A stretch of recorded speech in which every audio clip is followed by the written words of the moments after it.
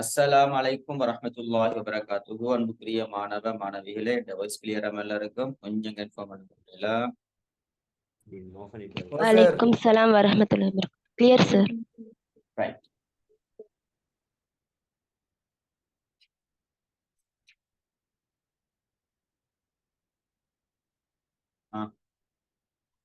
Right.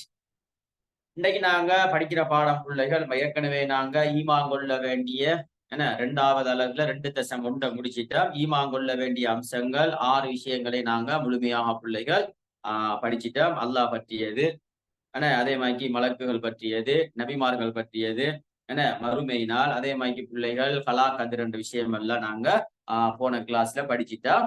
இப்ப நாங்க படிக்கிற தலைப்பு பிள்ளைகள் முக்கியமான ஒரு தலைப்பு, எக்ஸாமுக்கு எதிர்பார்க்கிற ஒரு முக்கியமான கேள்விகள். இன்னைக்கு நாங்க படிக்கிறதெல்லாம் மிக மிக முக்கியமான கேள்வி பிள்ளைகள். இன்னைக்கு நாங்க சில முக்கியமான தலைப்புகளை முடிக்கணும். அதுல முதலாவதாக அஹ்லு சுன்னா வல் ஜமாஅத்னு சொல்றது. நாங்க அஹ்லு சுன்னா வல் ஜமாஅத் என்பது குர்ஆனையும் ஹதீஸையும் முழுமையாக பின்பற்றக்கூடியவர்கள். ஆனா இந்த அஹ்லு சுன்னா வல் ஜமாஅத் என்ற சொல் ரசூலுல்லாஹ் காலத்துல இல்ல, பிற்பட்ட காலத்துலதான் இது உருவாக்கப்படுது. அதெல்லாம் விளங்கப்படுத்துவோம் பிள்ளைகளா. பிற்பட்ட காலத்துலதான். ஆனா அஹ்லு சுன்னா வல் ஜமாஅத் என்ற சொல்ற விஷயம் ரசூலுல்லாஹ் காலத்துல இருந்துச்சு. ரசூலுல்லாஹ் குர்ஆன ஹதீஸை பின்பற்றினாரா இல்லையா? அப்ப அஹ்லு சுன்னா வல் ஜமாஅத்தினரும் எதை பின்பற்றார்கள்? வஹிய, குர்ஆன, சுன்னாவை பின்பற்றுபவர்கள். அப்ப அஹ்லு சுன்னா வல் ஜமாஅத் சொல்ற விடயம் ரசூலுல்லாஹ் காலத்துல இருந்துச்சு. ஆனா அஹ்லு சுன்னா வல் ஜமாஅத் என்கின்ற அந்த சொல் இருக்கா இல்லையா, அது நபி அவங்களுடைய காலத்துல இருக்கல்ல. ரசூலுல்லாஹ் மௌத்தாயினத்துக்கு பிறகு பிற்பட்ட காலத்துலதான் அந்த சொல் உருவாக்கப்படுது. அந்த சொல் உருவாக்கப்படுறதுக்கான காரணம் என்னன்னா, ரசூலுல்லாஹ்வுடைய அகீதாவுக்கு முரணான சிந்தனை பிரிவுகள் தோற்றம் பெற்றார்கள். அப்ப அகீதாவுக்கு முரணான சிந்தனை பிரிவு உண்டா என்ன? இஸ்லாம் சொல்லுகின்ற பிரகாரம் வஹிக்கு முக்கியத்துவம் கொடுத்து குர்ஆன் ஹதீஸை நாங்க பின்பற்றணும். குர்ஆன் ஒன்றை சொன்னா, உதாரணமாக ரசூலுல்லாஹ் காலத்துல சஹாபாக்கள் ரசூலுல்லாஹ் ஒன்றை சொன்னா சஹாபாக்கள் எந்த மாற்று கருத்தும் இல்லாம ஏற்றுக்கொள்வாங்க. ஆனா நாங்க அப்படி இல்ல. ஒரு விஷயம் குர்ஆன் ஹதீஸ் சொன்னா அதை நாங்க கொஞ்சம் வித்தியாசமாக யோசிக்க போறது.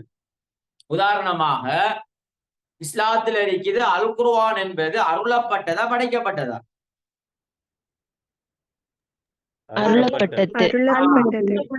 இஸ்லாம் எங்கட கோட்பாடு, எங்கட அகீதா, எங்கட நம்பிக்கை கோட்பாடு இது. இஸ்லாம் என்பது இப்ப நாம் என்ன செய்யறோம்னா எங்கட பகுத்தறிவை கூடுதலாக யூஸ் பண்ணி என்ன செய்யறா, இப்ப இஸ்லாமிய விடயங்களை இஸ்லாம் வஹிக்கு முக்கியத்துவம் கொடுக்கும்.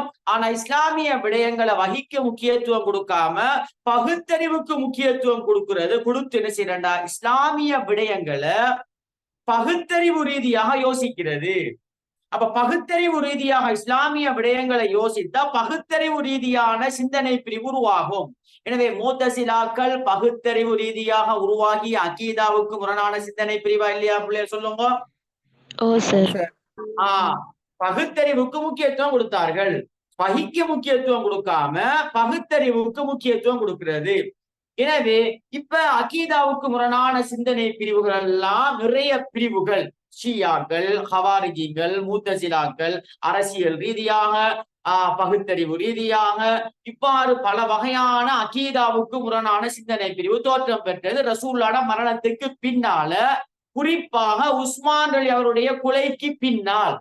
உஸ்மான் அலி அவருடைய கொலைக்கு பின்னாலதான் சிஃபின் யுத்தம் நடக்குது. சிஃபின் யுத்தத்தின் விளைவாகத்தான் அகீதாவுக்கு முரணான சிந்தனை பிரிவுகள் 2 பிரிவுகள் தோற்றம் பெறுகிறார்கள். அதுல ஒன்றுதான் ஷியாக்கள், ஹவாரிஜிகள்.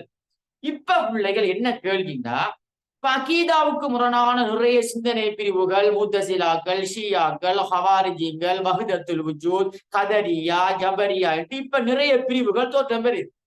இப்படி தோற்றம் பெற்றா முஸ்லிம்களுக்கு இடையில ஒரு குழப்பம் ஒன்று வருமா இல்லையா? எதிரா வாப்பா உண்மையான கொள்கை என்ற ஒரு குழப்பம் வருமா இல்லையா? சொல்லுங்க. வரும் சார். இப்ப என்ன செஞ்சாங்கண்டா, இமாம்கள் உண்மையான கொள்கையை மக்களுக்கு தெளிவுபடுத்துறதுக்காக வேண்டி ஒரு பேர் வைத்தார்கள். உண்மையான கொள்கை கதரியான்றைக்கு, ஜபரியான்றைக்கு, முத்தசிலாக்கள் இருக்குது, ஹவாரிஜிகள் இருக்குது, ஷியாக்கள் இருக்குது, காதியானிகள் இருக்குது. இப்படி பல வகையான பிரிவுகள் இருந்தா அப்ப எது உண்மையான பிரிவு? மக்களுக்கு இனங்காட்டணும் இல்லையா ஒரு பேரை வச்சு ஒரு பேரொண்டு வச்சு இதுதான் உண்மையான அக்கீதா என்று தெளிவுபடுத்தணுமா இல்லையா? அதற்காக வேண்டி அஹ்லு சுன்னா வல் ஜமாத் என்கின்ற ஒரு பேர்ல ஒரு அமைப்பு உருவாக்கப்பட்டது.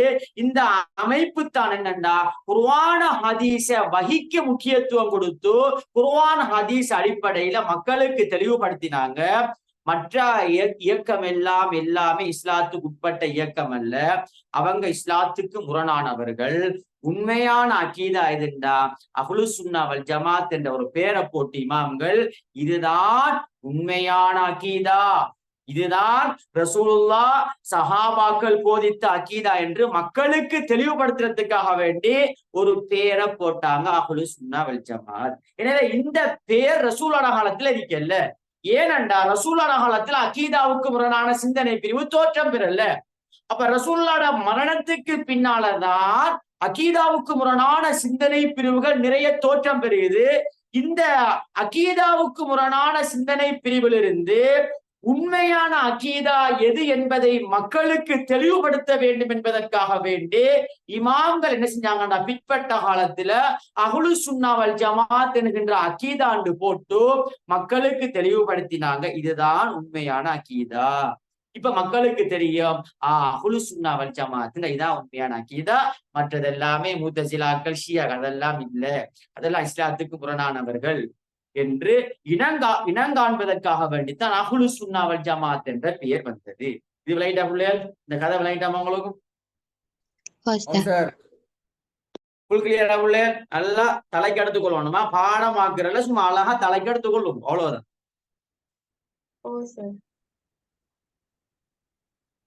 ஓகே பிள்ளை, எல்லாரும் ஓகேமா? Okay sir. இப்ப பிள்ளை அஹ்லு சுன்னா வல் ஜமாத்தினுடைய அகீதா என்ன, அஹ்லு சுன்னா வல் ஜமாத்துடைய கோட்பாடு என்ன, அஹ்லு சுன்னா வல் ஜமாத்தினுடைய நம்பிக்கை என்ன? இப்படியா நம்பிக்கை என்று சொன்னாலும் ஒன்றுதான், கோட்பாடு என்று சொன்னாலும் ஒன்றுதான், அகீதா என்று சொன்னாலும் ஒன்றுதான், கொள்கை என்று சொன்னாலும் ஒன்றுதான். எங்கட பிள்ளைகள் எக்ஸாம்பிள் கொஞ்சம் குழப்பம் பாரு. ஏன்னா கொள்கை அகீதா நம்பிக்கை இப்படி எல்லா விஷயமும் ஒரே விஷயம்தான் பிள்ளைகள். எனவே கேள்வி வரும் என்னென்றால் நல்லா ஞாபகம் வச்சுக்கொள்ளணும், 10 மார்க்ஸுக்கு வரக்கூடிய ஒரு கேள்வி அஹ்லு சுன்னா வல் ஜமாத்தினுடைய கொள்கை. இப்ப இன்னொரு விஷயம் பிள்ளைகள் சொல்லித்தாரன். அகீதான்னா என்னன்னு கேட்டா அகீதா ஈமான். எங்கட பிள்ளைல கொஞ்சம் குழப்பம் இதுல. அகீதான்னா என்னண்டா பிள்ளை நம்பிக்கை கோட்பாடு. அகீதான நம்பிக்கை கோட்பாடு.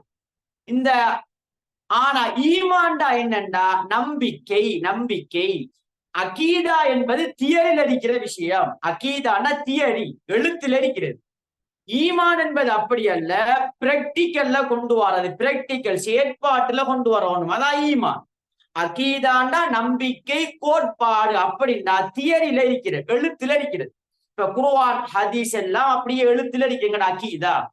இதை நாங்க பிராக்டிக்கல் ஈமான் என்பது என்னண்டா வரைவிலக்கணம், உள்ளத்தால வாயால் மொழிந்து உள்ளத்தால் ஏற்றுக்கொண்டு அதை நடைமுறைப்படுத்த வேண்டும். அப்ப பிராக்டிக்கல் தான் ஈமான்.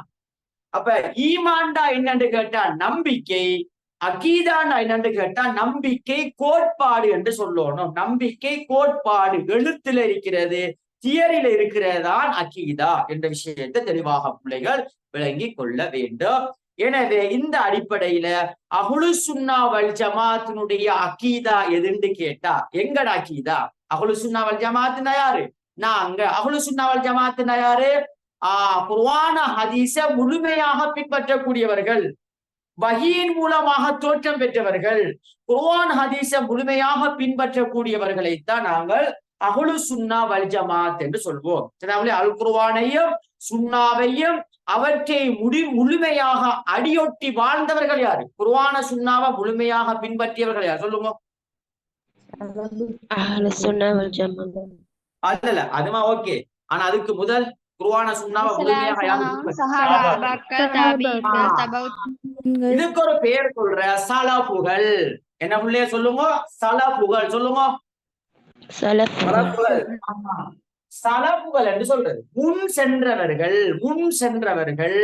எனவே அஹ்லு சுன்னா வல் ஜமாத்னா என்னன்னு கேட்டா பிள்ளைங்க நல்ல ஞாபகம் வச்சுக்கொள்ளணும். மொழி ரீதியான கருத்து சில டைம்ல 2 மார்க்ஸுக்கு வரலாம். அஹ்லு சுன்னா வல் ஜமாத் என்றால் யார் என்று கேட்டா மொழி ரீதியான கருத்து எழுதணும். குறித்த மொழி ரீதியான கருத்து என்னன்னா குறித்த ஒரு வழிமுறையை சார்ந்த பிரிவினர். சரியாமலே சலபு சாலிஹீங்கள்னா முன் சென்ற நல்லடியார்கள் சொல்றது. சலபு சாலிஹீங்கள்னா முன் சென்ற நல்லடியார்கள். அப்ப அஹ்லு சுன்னா வல் ஜமாத்னா மொழி ரீதியான கருத்து குறித்த ஒரு வழிமுறையை சார்ந்த பிரிவினர் என்று சொல்லணும். இஸ்லாமிய பரிபாஷையில அல் குர்ஆனையும் சுன்னாவையும் அவற்றை முழுமையாக அடியொட்டி வாழ்ந்த சலபுகள் இருக்காங்களா இல்லையா, சஹாபாக்கள், தாபியங்கள், தபவு தாபியங்கள் வழியில் செல்லும் முஸ்லிம் சமூகத்தை நாங்கள் அஹ்லு சுன்னா வல் ஜமாத் என்று சொல்வோம். இப்படித்தான் எழுதணும் இல்லையா? இது 2 மார்க்ஸுக்கு தான் வருமா? அப்படி கேட்கிறேன்னா 2 மார்க்ஸுக்கு தான் வரும். இப்ப அடுத்த கேள்வி, இந்த அஹ்லு சுன்னா வல் ஜமாத்துக்கு பல பெயர்கள் சொல்லப்படும். பல பெயருக்கு நல்லா ஞாபகம் வச்சுக்கொள்ளணும். அதுல ஒரு பெயர் அஹ்லுல் அஸர். என்ன பிள்ளைகள்? அஹ்லுல் அஸர். அஹ்லுல் அஸர் எம்சிகளில் வரும் பிள்ளைகளா அஹ்லுல் அஸர். அதே மாதிரி தாயிஃபத்துல் மன்சூரா. தாயிஃபத்துல் மன்சூரா. தாயிஃபத்துல் மன்சூரா. தாயிஃபத்துல் மன்சூரா. விளங்குதாரா பிள்ளை? நான் பேசுற விளங்குதாமா? சார். ஓ சார். அஹ்லுல் ஹதீஸ். அஹ்லுல் ஹதீஸ். அஹ்லுல் ஹதீஸ் என்று சொன்னாலும் அஹ்லு சுன்னா வல் ஜமாத்தினர் தான். அதே மாதிரி ஃபிர்கத்துன் நாஜியா. ஃபிர்கத்துன் நாஜியா வெற்றி பெற்ற கூட்டம். வெற்றி பெற்ற கூட்டம் ஃபிர்கத்துன் நாஜியா. குர்ஆன ஹதீஸை பின்பற்றுகின்ற கூட்டம் வெற்றி பெற்ற கூட்டமா தோல்வியடைகிற கூட்டமா பிள்ளை சொல்லுங்க? வெற்றி பெற்ற கூட்டம். அப்ப அதனால அஹ்லு சுன்னா வல் ஜமாத்துக்கு அஹ்லுல் அஸர் அப்படின்னு சொல்லுவாங்க. அஹ்லுல் ஹதீஸ் அப்படின்னு சொல்லுவாங்க. தாயிஃபத்துல் மன்சூரா ஆனா அப்படி மன்சூரான வெற்றி, அதாவது உதவி செய்யக்கூடிய கூட்டம். தாயிஃபாண்டா கூட்டத்துக்கு சொல்ற. சும்மா ஞாபகம் வச்சு கொள்ளுங்க பிள்ளைகளா, இது எம்சிக்கு கேள்விக்கு தான் வரும். அப்ப அஹ்லு சுன்னா வல் ஜமாத்துக்கு பல பெயர்கள் என்று சொன்னா அஹ்லுல் அஸர், தாயிஃபத்துல் மன்சூரா, அஹ்லுல் ஹதீஸ். அதே மாதிரி ஃபிர்கத்துன் நாஜியா. ஃபிர்கத்துன் நாஜியா நோட் பண்ணி கொள்ளுங்க பிள்ளைகளா. ஓகேமா? கிளியரா? திரும்ப சொல்லணுமா? சொல்லுங்க. திரும்ப சொல்லுங்க சார். ஓ சார் சொல்லுங்க. அஹ்லுல் அஸர். அஹ்லுல் அஸர் நோட் பண்ணி கொடுங்க பிள்ளைகளா. அஹ்லுல் அஸர். நான் இதை ஒயிட் போர்ட்ல போட்டோ எடுத்து அனுப்புவோம் பிள்ளைங்க, இதுக்கு வெளியே கொள்ளுங்களாமா. அஹ்லுல் அஸர். அஹ்லுல் அஸர். அஹ்லுல் ஹதீஸ். அஹ்லுல் ஹதீஸ். தாயிஃபத்துல் மன்சூரா. தாயிஃபத்துல் மன்சூரா. அடுத்து ஃபிர்கத்துன் நாஜியா. ஃபிர்கத்துன் நாஜியா. இதை ஞாபகம் வச்சு கொள்ளுங்கம்மா. சும்மா நார்மலா தெரிஞ்சிருந்தா போது. எம்சியூ கேள்விக்கு வந்தா பிள்ளைகள் நீங்க ரேஸ் பண்ணணும். இதை கட்டாயம் தெரிஞ்சு கொள்ளுங்க. இன்ஷால்லா நான் தனியா எம்சியூ கேள்வி செய்யக்குள்ள இதெல்லாம் அழகா போடுவேன். எம்சியூ கேள்வி டியூட்ல சும்மா அழகா சட்டப்படியாக இது அப்படி எல்லாம் போட்டு முழுமையாக தனியா எம்சியூ கேள்வி செய்வேன். அது ஒரு முழுமையான வழிகாட்டல். 10 அழகையும் உள்ளடக்கி ஒவ்வொரு யூனிட்டாக தனியா எம்சியூ கேள்வி தருவேன். ஒவ்வொரு யூனிட்டையும் ஃபுல்லா கிளியர் பண்ணிட்டு போவேன். சரிதாமலே? அது தனியா செய்வேன். இருந்தாலும் சில விஷயங்களை அவங்களுக்கும் சொல்லுவேன். நோட் பண்ணி கொள்ளுங்க. இறுதியாக எம்சிகளை செய்கின்ற போதும் நீங்க நோட் பண்ணி கொள்ளலாம். ரைட். இப்ப பிள்ளைகள், இப்ப நாங்க விஷயத்துக்கு போறோம். அஹ்லு சுன்னா வல் ஜமாத்தினுடைய அகீதா என்று கேட்டா, அல்லது அகீதான்னு கேட்கலாம், கொள்கைகள் என்று கேட்கலாம், கோட்பாடுகள் என்று கேட்கலாம். சரிதாமலே? கொள்கை, கோட்பாடு, அகீதா, நம்பிக்கை எல்லாமே ஒன்றுதான். எல்லாமே ஒரே விஷயம்தான். அதை மறக்க வேண்டாம். எங்கட பிள்ளைகள் எக்ஸாம் ஹால்ல கொஞ்சம் குழப்பமான விஷயம் என்னன்னா, அகீதான்னு கேட்டாலும் ஒன்றுதான், கோட்பாடு என்று கேட்டாலும் ஒன்றுதான், கொள்கை என்று கேட்டாலும் ஒன்றுதான், நம்பிக்கை என்று கேட்டாலும் ஒன்றுதான். எல்லாமே ஒன்றுதான் பிள்ளைகளா. ஆனா சொற்களை மாத்தி கேட்பாங்க. நாங்க தெளிவாக இருக்க வேண்டும். அஹ்லு சுன்னா வல் ஜமாத்துடைய அகீதான்னு கேட்கலாம், அஹ்லு சுன்னா வல் ஜமாத்துடைய கோட்பாடுகள் என்று கேட்கலாம், அஹ்லு சுன்னா வல் ஜமாத்துடைய கொள்கைகள் என்று கேட்கலாம். சரிதாமுள்ளே? எனவே எல்லாம் ஒரே விஷயம்தான் என்ற விஷயத்தை தெளிவாக நீங்கள் விளங்கி கொள்ள வேண்டும். ரைட். இப்ப பிள்ளைகள், அஹ்லு சுன்னா வல் ஜமாத்தினுடைய அகீதாவை நாங்க கிட்டத்தட்ட 10 தலைப்பின் ஊடாக விளங்கப்படுத்தலாம். எங்கட கொள்கையா பிள்ளைல அஹ்லு சுன்னா வல் ஜமாத்தின் வஹிக்கு முக்கியத்துவம் கொடுக்கக்கூடியவர்கள், குர்ஆன் சுன்னா அடிப்படையில தன்னுடைய வாழ்க்கையை பின்பற்றக்கூடியவர்கள் தான் அஹ்லு சுன்னா வல் ஜமாத்தினர். ரசூலுல்லாஹ்வும் குர்ஆன் ஹதீஸை பின்பற்றினார். அப்ப நாங்களும் குர்ஆன் ஹதீஸை பின்பற்ற ஆக்கலா இல்லையா? அதுக்கு சொல்ற பேரு தான் அஹ்லு சுன்னா வல் ஜமாஅத். எனவே அஹ்லு சுன்னா வல் ஜமாஅத்தினர் அல்லாஹ் பற்றி என்ன சொல்றாங்க, நாங்க ரூகுகள் பற்றி என்ன சொல்றாங்க, அல் குர்ஆன் பற்றி என்ன சொல்றாங்க, மறுமை பற்றி என்ன சொல்றாங்க, பாவம் சம்பந்தமாக என்ன சொல்றாங்க, ரிசாலத் சம்பந்தமாக என்ன சொல்றாங்க, சஹாபாக்கள் சம்பந்தமாக என்ன சொல்றாங்க, வலிமார்கள் சம்பந்தமாக என்ன சொல்றாங்க, கலாக்கதிர் சம்பந்தமாக என்ன சொல்றாங்க, புனித ஸ்தலங்கள் 3 இருக்கிறது.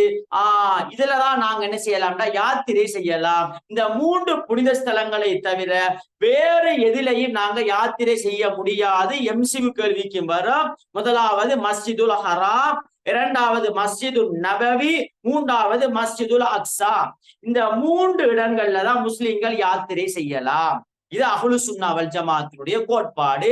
இந்த 3ஐ தவிர வேறு எந்த இடத்துக்கு முஸ்லிம்கள் யாத்திரை செய்ய முடியாது என்ற விஷயத்தை தெளிவாக விளங்கிக் கொள்ள வேண்டும். அதே மாதிரி கலாக்கதிர் சம்பந்தமாக பிள்ளை நாங்க போன கிளாஸ்ல படிச்சோமா இல்லையா? சொல்லுங்க, படிச்சோமா இல்லையா கலாக்கதிர்? படிச்சேன். அப்ப அந்த விஷயங்களை ஞாபகம் வச்சுக்கொள்ளுங்க. 2 விஷயம் ஓகே. மற்ற விஷயத்த பிள்ளை இப்ப நான் விளங்கப்படுத்துறேன், ஃபிட்டா இருங்கோ. இத பிள்ளைகள் கடுமையாக விளக்க கூடாது. ஒவ்வொன்றையும் சும்மா நோமலாக பிள்ளைகள் விளக்கிட்டு போக வேண்டும். 10 மார்க்ஸுக்கு வரக்கூடிய ஒரு கேள்வி பிள்ளைல 10 மார்க்ஸுக்கு வரக்கூடிய ஒரு கேள்வி இந்த முறையும் எதிர்பார்க்கக்கூடிய ஒரு முக்கியமான கேள்வி என்ன. அதே மாதிரி ஷிர்க் நான் விளங்கப்படுத்துவோம் பிள்ளைல. அதாவது இன்னைக்கு படிக்கிற பாடம் தௌஹீதுக்கு முரணான விஷயங்கள் 5 இருக்குது. அதுல முக்கியமாக ஷிர்க் சம்பந்தமாக தெளிவாக படிக்கணும்.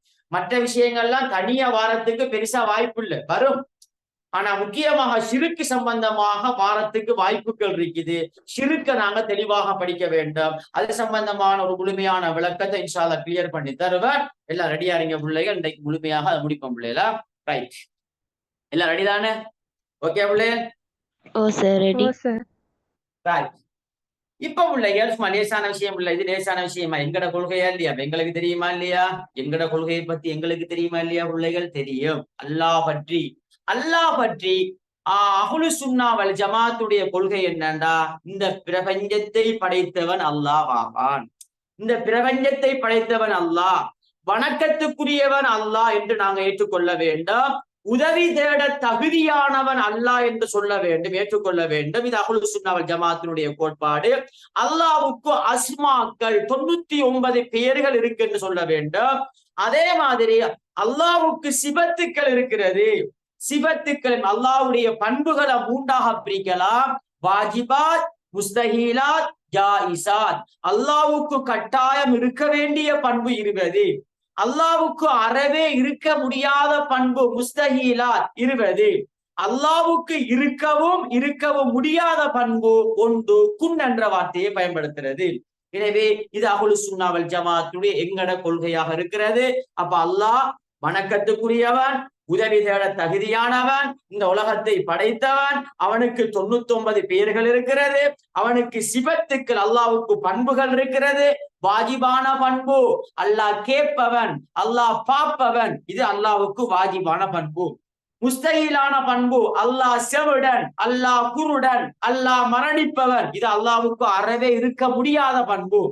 அல்லாஹ்வுக்கு இருக்கவும் முடியாத பண்பு. நாடினா குன் என்ற வார்த்தையை பயன்படுத்துவான், நாடாவிட்டால் பயன்படுத்தாமலும் விடுவான். குன் என்ற வார்த்தை இது ஜாயிசாத் என்று சொல்றது. அல்லாஹ்வுக்கு இருக்கவும் முடியாத பண்பு ஜாயிசாத் என்று சொல்வோம். அதே மாதிரி பிள்ளைகள் குன் என்ற வார்த்தையை பயன்படுத்தின அந்த உலகத்துல ஒரு விஷயம் நடக்கணும்டா, அல்லது உலகத்தை அல்லாஹ் படைக்கிறதுக்கு முதல் குன் என்ற வார்த்தையை பயன்படுத்துவார். குன் என்றா ஆகுக, ஒரு விஷயம் நடக்கணும்டா குன் என்ற வார்த்தையை அல்லாஹ் பயன்படுத்துவார். அதே மாதிரி அல்லாஹ் பற்றி தெளிவாக பேசக்கூடிய சூரா குல் சூரா. அல்லாஹ்வுடைய பண்பை சொல்லக்கூடிய சூரா குல் ஹு அல்லாஹு அஹத். நபியே கூறுங்க, அல்லாஹ் ஒருவன், அல்லாஹ் தேவையற்றவன், அவன் பிறவும் இல்லை, அவன் பிறப்படவும் இல்லை, அவனுக்கு நிகராக யாரும் இல்லை என்று தெளிவாக குல் சூரா சொல்கிறது. அது மாத்திரமல்ல, மறுமையில் அல்லாஹ்வை பார்க்க முடியும். இப்ப பாருங்க பிள்ளைகள், ஒரு விஷயம் சொல்றேன்னா, இது யார் ராக்கிதா இப்ப சொன்னது? நான் சொல்லுங்க. அஹ்லு சுன்னா வல் ஜமாஅத். இப்ப பாருங்க, இப்ப நான் அகீதாவுக்கு முரணான சிந்தனை பிரிவு சொன்னா இல்லையா, இது எங்கட அகீதாவாக இருக்க. இப்ப ஒரு ஆள் சொல்றாரு, ஒரு இயக்கம் சொல்லுது என்னன்னா, நாளை மறுமையில அல்லாவை பார்க்க முடியாது. இப்ப இவங்களை யாருன்னு சொல்லுவோம் நாங்க? அகீதாவுக்கு முரணான சிந்தனை பிரிவு. ஏனண்டா எங்கட அகீதா நாளை மறுமையில அல்லாஹ் என்ன செய்யலாம்? பார்க்கலாம். இப்ப ஒரு டீம் சொல்றாங்க, இல்ல இல்ல இல்ல இல்ல அல்லாஹ்வை நாளை மறுமையில பார்க்க இயலான்னு சொல்லிட்டாங்கடா, அவங்க அகீதாவுக்கு முரணான சிந்தனை பிரிவு. ஏன் அப்படி சொல்றேன்டா, எங்கட அகீதாவுக்கு முரணாக அவங்க சிந்திக்காங்க. எங்கட அகீதாவுக்கு முரணாக அவங்க சிந்திக்காங்க. எங்கட அகீதா சொல்லுது, எங்கட குர்ஆன் ஹதீஸ் சொல்லுது என்னண்டா, அல்லாஹ்வை நாளை மறுமையில பார்க்கலாம் என்று சொல்லுதோ. ஆனா அவங்க சொல்றாங்க, வஹிக்கு முக்கியத்துவம் கொடுக்காம அவங்கட கற்பனையால, அவங்கட கனவால, அவங்கட சிந்தனையால சொல்றாங்க நாளை மறுமையில அல்லாஹ்வை பார்க்க முடியாது. அப்படி சொல்லக்கூடிய இயக்கம் யாருக்குள்ளே சொல்லுங்க? வெரி குட் பிள்ளை. இப்ப விளையாட்டா பிள்ளைகள் இப்ப சொல்லு விளையாட்டா, இப்ப எங்கட அகீதாவுக்கு முரண்டா இப்ப என்னன்னு விளையாட்டாங்களோ கிளியரா? ஓ சார், கிளியர். ஓகே பிள்ளைகளா, ரைட். இது முதலாவது விஷயம் அல்லாஹ் சம்பந்தமாக பார்த்தது. சும்மா நார்மல் அழைத்து போகணும் பிள்ளைகளா. மார்க்ஸை பார்த்து விளக்கத்தை கூட்டுறதா குறைக்கிறதான்னு தீர்மானிக்கணுமா? அந்த இடத்துல நீங்க எக்ஸாம் உங்களுக்கு போனதான் உங்களுக்கு விளங்கும். இது 10 மார்க்ஸுக்கு வரக்கூடிய கேள்வி. சில டைம்ல பிள்ளைகள் 6 மார்க்ஸுக்கும் கேட்கலாம், சில டைம்ல 8க்கும் கேட்கலாம். ஆனா அந்த இடத்துல நாம விளக்கத்தை கூட்டணுமா குறைக்கணுமா என்று நீங்க தான் தீர்மானிக்கணும். விஷயம் எல்லாம் வரணும். விளக்கத்தை கூட்டுறதா குறைக்கிறதா என்ற விஷயத்தை மார்க்ஸை வச்சு தீர்மானிக்க வேண்டும். மார்க்ஸை வச்சு பிள்ளைகள் தீர்மானிக்க வேண்டும் என்ற விஷயத்தை தெளிவாக விளங்கி கொள்ள வேண்டும். இரண்டாவது பிள்ளைகள் ரூகுகள் சம்பந்தமாக. ரூகுன்னு சொல்றது எங்கட கண்களுக்கு விளங்காத பகுதிகள். எங்கட கண்களால நாங்க நேரடியாக லைவாக பார்க்க முடியாது. உதாரணமாக மலக்குகள் எங்கட கண்ணால பார்க்கலாமா? பார்க்காது. அப்ப என்னத்தால படைக்கப்பட்டவர்கள்? ஒளியால் படைக்க. ஒளியால படைக்க. ஓமா 6 மார்க்ஸுக்கு வந்தாலும் பிள்ளைங்க என்ன செய்யணும்டா பிள்ளைகள், 6 மார்க்ஸுக்கு வந்தா ஒரு 6-7 பாயிண்ட்ஸை கொஞ்சம் எழுதுவோம். எழுதிட்டு பிள்ளைகள் மேலதிகமான பாயிண்ட்ஸ் சும்மா நார்மலாக டச் பண்ண இயலுமா இல்லையா சொல்லுங்க? மார்க்ஸுக்கு ஏற்ற மாக்கிமா. உதாரணமா 6 மார்க்ஸுக்கு வந்தா என்ன செய்யறது, இதுல ஒரு 6 பாயிண்ட்ஸும் அழகா அந்த டைமுக்கு ஏற்ற மாக்கி விளக்கிட்டு மேலதிகமான விஷயங்களை கீழே சும்மா டச் பண்ணி விடுறது. கணக்கா ஷோர்ட்டான விளக்கத்துல இது விஷயம் முடிஞ்சு. டைமுக்கு ஏற்ற மாக்கி நாங்க இயங்குற பிள்ளைல, டைமுக்கு ஏற்ற மாக்கி நாங்க இயங்குவோம். சரிதானே? அதான் முக்கியம். டைம் ஷெட்யூல் சொல்றது அதான். சரிதான பிள்ளைகள்? ரைட். ரூகுகள் மலக்குகள் ஒளியினால் படைக்கப்பட்டார். இது ரூகுகள் சம்பந்தமான விஷயம் நாங்க ஈமான் கொள்றோம். அதே மாதிரி ரூகுகளுக்குள்ள இன்னொன்று விஷயம் கொண்டு வரோம், ஜின்கள் வருவார்கள். ஜின்கள் எங்கட கண்ணால பார்க்கலாமா? ஏலா. அதே மாதிரி பிள்ளைகள் ஷைத்தான்களை எங்கட கண்ணால பார்க்கலாமா? இந்த பகுதி எல்லாமே, அதாவது மலக்குகள், ஜின்கள், ஷைத்தான்கள், இந்த பகுதி எல்லாமே ரூகுகள் என்ற பகுதிக்குள்ள அடங்கும். எனவே பிள்ளைகள் ஜின்களும் ஷைத்தான்களும் நெருப்பால் படைக்கப்பட்டவர்கள், மலக்குகள் ஒளியினால் படைக்கப்பட்டார்கள் என்ற விஷயத்தை நீங்க இதுக்குள்ள டச் பண்ண வேண்டும். இரண்டாவது விஷயத்துல டச் பண்ண வேண்டும். மூன்றாவது விஷயம் பிள்ளைகள் அல் குர்ஆன். நிறைய விளக்கம் எழுதக்கூடாது பிள்ளைகளா. ஏண்டா இதே பிள்ளைகள் பெரியதொரு பகுதி, அதுக்கு கூடுதலாக விளக்கக்கூடாது. ஏன்னா டைம் போயிட்டு இருக்கும். அதனால நான் சொல்றதை நல்ல அவதானமாக கேட்டுக்கொள்ளும். மூன்றாவது அல் குர்ஆன் சம்பந்தமாக என்ன எழுதணும்?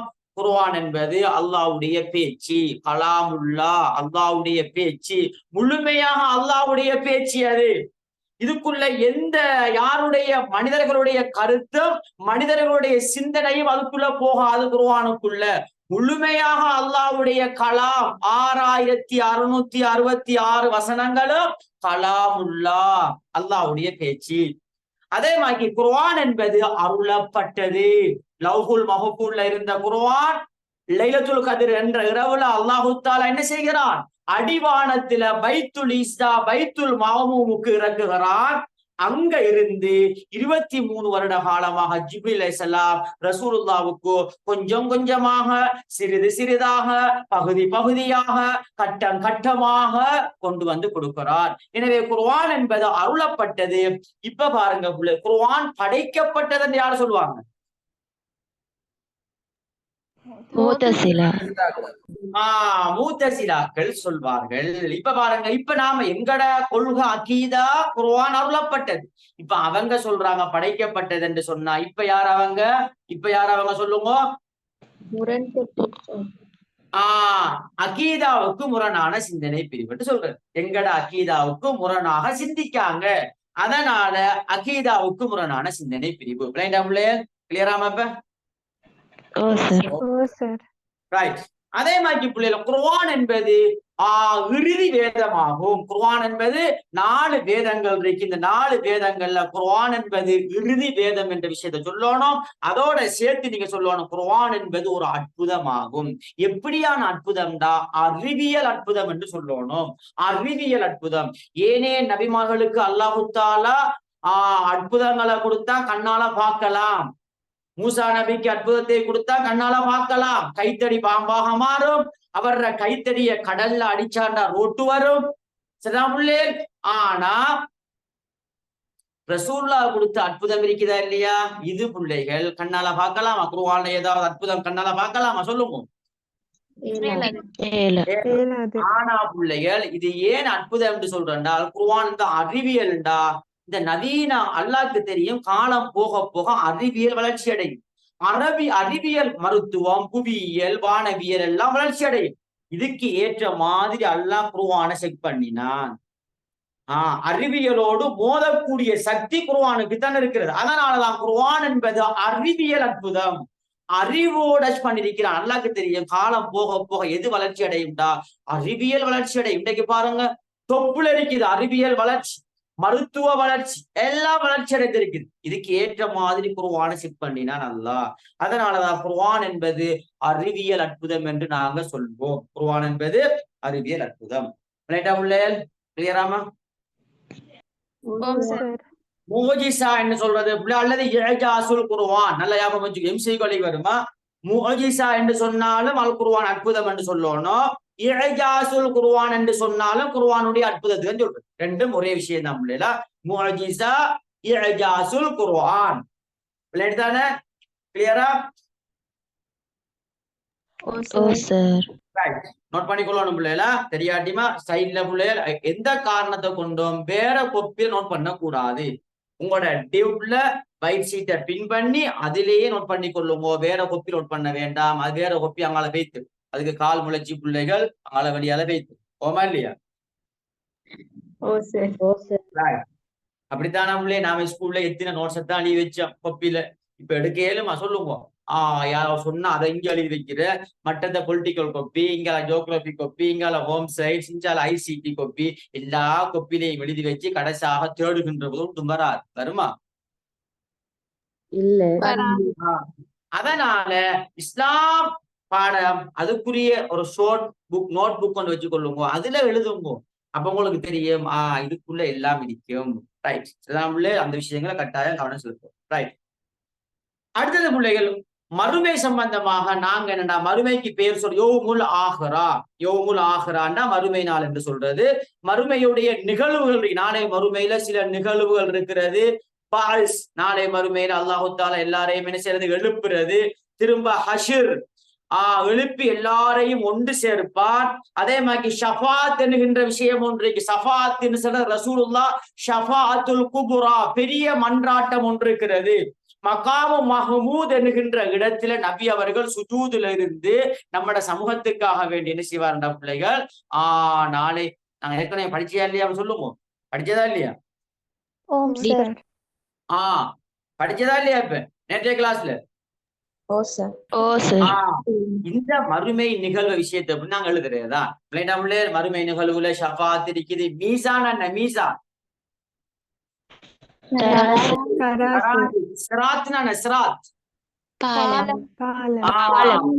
பாலம். என்ன? எந்த பாலம் பிள்ளைகள்? மட்டக்களப்பு பாலமா அல்லது கல்லடி பாலமா? நரகின் மேலால சிராத்தல் முஸ்தகீம் என்கின்ற பாலம். மின்னல் வேகத்துல யாரு போவார்கள்? மூமின்கள் மின்னல் வேகத்தை. அவங்களோட பாவத்துக்கு ஏற்ற மாதிரி, அவன் நன்மைக்கு ஏற்ற மாதிரி அந்த பாலத்துக்கு என்ன இருக்குது? கீழே விழுந்தா நரகம்தான். எனவே பிள்ளைகள் இதெல்லாம் நாங்க ஈமான் கொண்டிருக்கிறோம், இதை நாங்க ஈமான் கொள்ளோம். இது எங்கட அகீதா, இது எங்கட அகீதா. எனவே பிள்ளைகள் மறுமை சம்பந்தமாக நாங்க என்ன, அதே மாதிரி கபருடைய வாழ்க்கைக்கு என்ன சொல்றேன்? ஆலமுல் பர்ஸ். ஆலமுல் உலக வாழ்க்கைக்கு என்ன சொல்றேன்? தாருல் ஃபனா. தாருல் பனான்னு சொல்லலாம், அல்லது ஆலமுல் பனான்னு சொல்லலாம் பிள்ளைல. ஆலமுல் பனான்னு சொல்லலாம். வெரி குட் பிள்ளைல, ரைட், இது ஓகே. அடுத்தது பிள்ளைகள் பாவம் சம்பந்தமாக அஹ்லு சுன்னா வல் ஜமா எங்கட கோட்பாடு என்னண்டா, பெரும்பாவம் செய்த முஸ்லிம் பாவியாவாம். பாவம் செய்திருக்கிறார். பெரும்பாவம் செல்றது, வட்டியை கொடுக்கிறது, விபச்சாரத்துல ஈடுபடுறது, பெற்றோர்களை நோவினைப்படுத்துறது, இதெல்லாம் பெரும்பாவத்துக்குள்ள வரும். சரிதான்? ஒருவன் பெரும்பாவம் செஞ்சா அவன் என்ன செய்யறான்? பாவம் செஞ்சிட்டான். இவன் அல்லாட்ட தௌபா செஞ்சிட்டான்டா அல்லாஹு தஆலா மன்னிப்பான். இவரை தௌபா செய்யாம பெரும்பாவத்தை தொடர்ச்சியாக செஞ்சிட்டு இருக்கிற டைம் இல்ல, இவர் மௌத் ஆகிட்டாருண்டா எங்க போவார்? நரகத்துக்கு போயிட்டு அந்த பாவத்துக்குரிய தண்டனையை அனுபவிச்சதுக்கு பிறகு திரும்ப எங்க வருவார்? இது எங்கடா கொள்கை. கொஞ்சம் வெயிட் பண்ணுங்கம்மா, அதான் கேக்குது, முடியட்டும் பிள்ளைல. கொஞ்சம் வெயிட் பண்ணுங்க பிள்ளைல, அதான் முடியட்டுமாமா.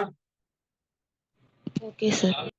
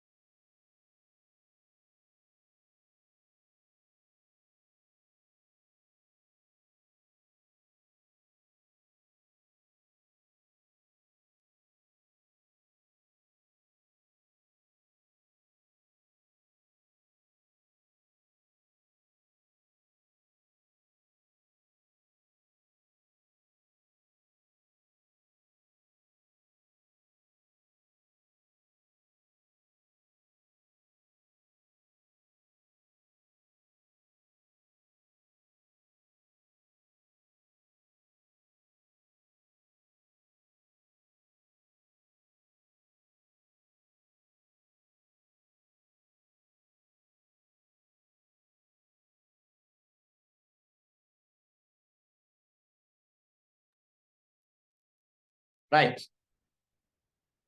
இப்ப பிள்ளைகள் பெரும்பாவம் சம்பந்தமாக நாங்க என்ன சொல்றோம்னா, ஒருவன் பெரும்பாவம் செய்தால், வட்டிக்கு கொடுத்தா சரி, அல்லது விபச்சாரத்துல ஈடுபட்டா சரி, அல்லது பெற்றோர்களை நோவினப்படுத்தினா சரி, இதெல்லாம் பெரும்பாவத்துக்குள்ள வரும்.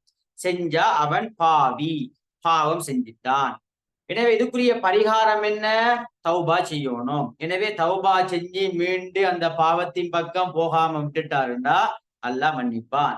இல்ல இவரு பாவம் அப்படியே செஞ்சுட்டே இருக்கிற டைம்ல திடீர்னு மௌத்தாயிட்டார். மௌத்தாகினா இவர் நரகத்துக்கு போவார். போயிட்டு என்ன செய்வாருண்டா நரகத்தில் அந்த பாவத்துக்குரிய தண்டனையை அனுபவிப்பார். அதற்கு பிறகு அவர் மீண்டும் சுவர்க்கத்துக்கு வருவார் என்பது எங்கட கொள்கை. ஆனா பெரும்பாவம் செய்தவன் நரகத்தில் இருப்பான் என்று சொல்றார்கள். யாரு பிள்ளைகள் இப்ப சொல்லுங்க.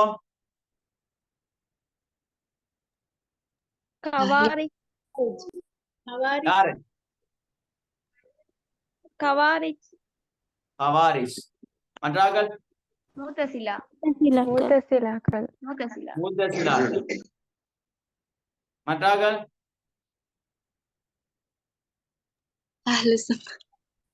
யாரு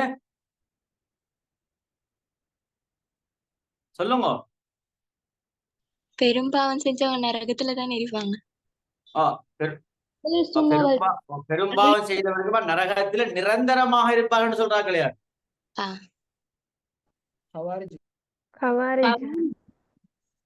கவாரிஜிங்க. மற்றார்கள் யாரு சொல்லுங்க, பயப்படா சொல்லுங்க. ரைட், வெரி குட் பிள்ளைல. ஹவாரிஜ மூத்தசிலாக்கள் வராது பிள்ளைல. மூத்தசிலாக்களும் பெரும்பாவம் செய்தவர்கள் நரகத்தில் நிரந்தரமாக இருப்பார்கள் என்று சொல்றது. ஆனா அவங்களுக்குள்ள சின்ன ஒரு இடையில ஒரு சொல்லொன்று வரும். அல் மன்சிலத்து பைனல் மன்சிலத்தை, இரு நிலைகளுக்கு இடையில் இருப்பார்கள். தௌபா செஞ்சா ஓகே, தௌபா செய்யாம மௌத்தாகினாத்தான் நரகத்தில நிரந்தரமாக இருப்பாங்கன்ற விஷயம் எல்லாம் அதுக்குள்ள நிறைய நிபந்தனைகள் இருக்கு. ஆனா நேரடியாகவே பெரும்பாவம் செய்தவன் நரகத்தில் நிரந்தரமாக இருப்பான் என்று சொல்றார்கள் யாரு? வெரி குட் பிள்ளைகளா. மறக்க கூடாதுமா. எம்சி கேள்வி ஆன்சர் பண்ணுகின்ற போது சில பிள்ளைகள் மூத்தசிலாக்கள் போடுறது பிழையானது. மூத்தசிலாக்கள் சொல்றாங்க, ஆனா அதுல பிள்ளை நான் விளங்கப்படுத்துவோம் பின்னுக்கு. அல் மன்சிலத்து பைனல் மன்சிலத்தை என்ற நிபந்தனையை போட்டுதான் சொல்றது. இவங்க அதெல்லாம் இல்ல, நேரடியாகவே பெரும்பாவம் செய்தவர் நரகத்தில் நிரந்தரமாக இருப்பார்கள் என்று சொல்வார்கள். யாரு யாரு? வெரி குட் பிள்ளைல. நல்ல யாபம் வச்சு கொள்ளணுமா, மறக்க கூடாது. எம்சிக்களை தனியை செய்வன், அது ஒரு பக்கம் இருக்க, இடையிலே சொல்லி தருவோம் பிள்ளைகள். சில தகவல்களை யாபம் வச்சு கொள்ளுங்க. ரைட். அடுத்தது பிள்ளைகள் ரிசாலத் சம்பந்தமாக பிள்ளைகள் கொஞ்சம் வெயிட் பண்ணுங்க. ரிசாலத் சம்பந்தமாக அஹ்லு சுன்னா வல் ஜமாஅத்தினுடைய கோட்பாடு என்னென்று கேட்டா பிள்ளைகள் பிள்ளைகள், நபிமார்கள் ரசூல்மார்களை பொறுத்தவரை ரிசாலத்தின் என்ன பிள்ளைகள் நான் ஏற்கனவே விளங்கப்படுத்திருக்கேன். நுபுவத் ரிசாலத். நுபுவத் என்பது நபித்துவம், ரிசாலத் என்பது என்னது? தூதுத்துவம். வெரி குட், தூதுத்துவம் என்று சொல்றது. நுபுவத்தின் நபித்துவம், ரிசாலத் என்பது தூதுத்துவம். நல்லா விளைவிக்கணும் பிள்ளைகளா. எனவே நபித்துவம் என்பது பதவி, ரிசாலத் என்பது மேலதிக பொறுப்பு. வெரி குட், மேலதிக பொறுப்பு. வெரி குட் பிள்ளை. வெங்கட பிள்ளை அது சம்பந்தமான முழுமையான விளக்கம் தெரியும். இப்ப நபிமார்கள் ரசூல்மார்கள் இஸ்மத் அல்லது மௌசூம் என்ற பண்பை பெற்றவர்கள் நாங்க. இப்ப பிள்ளைகள் ஷியாக்கள் யாரு கொடுப்பாங்க இந்த பண்பை? இப்ப சொல்லுங்க. 12 இமாம்களுக்கு கொடுப்பார்கள். அதனால நாங்க அவங்களை என்ன சொல்லுவோம்? முரண்கெட்ட அகீதா. முரண்பட்ட அகீதா. எங்கட அகீதாவுக்கு முரணாக பேசுறாங்க.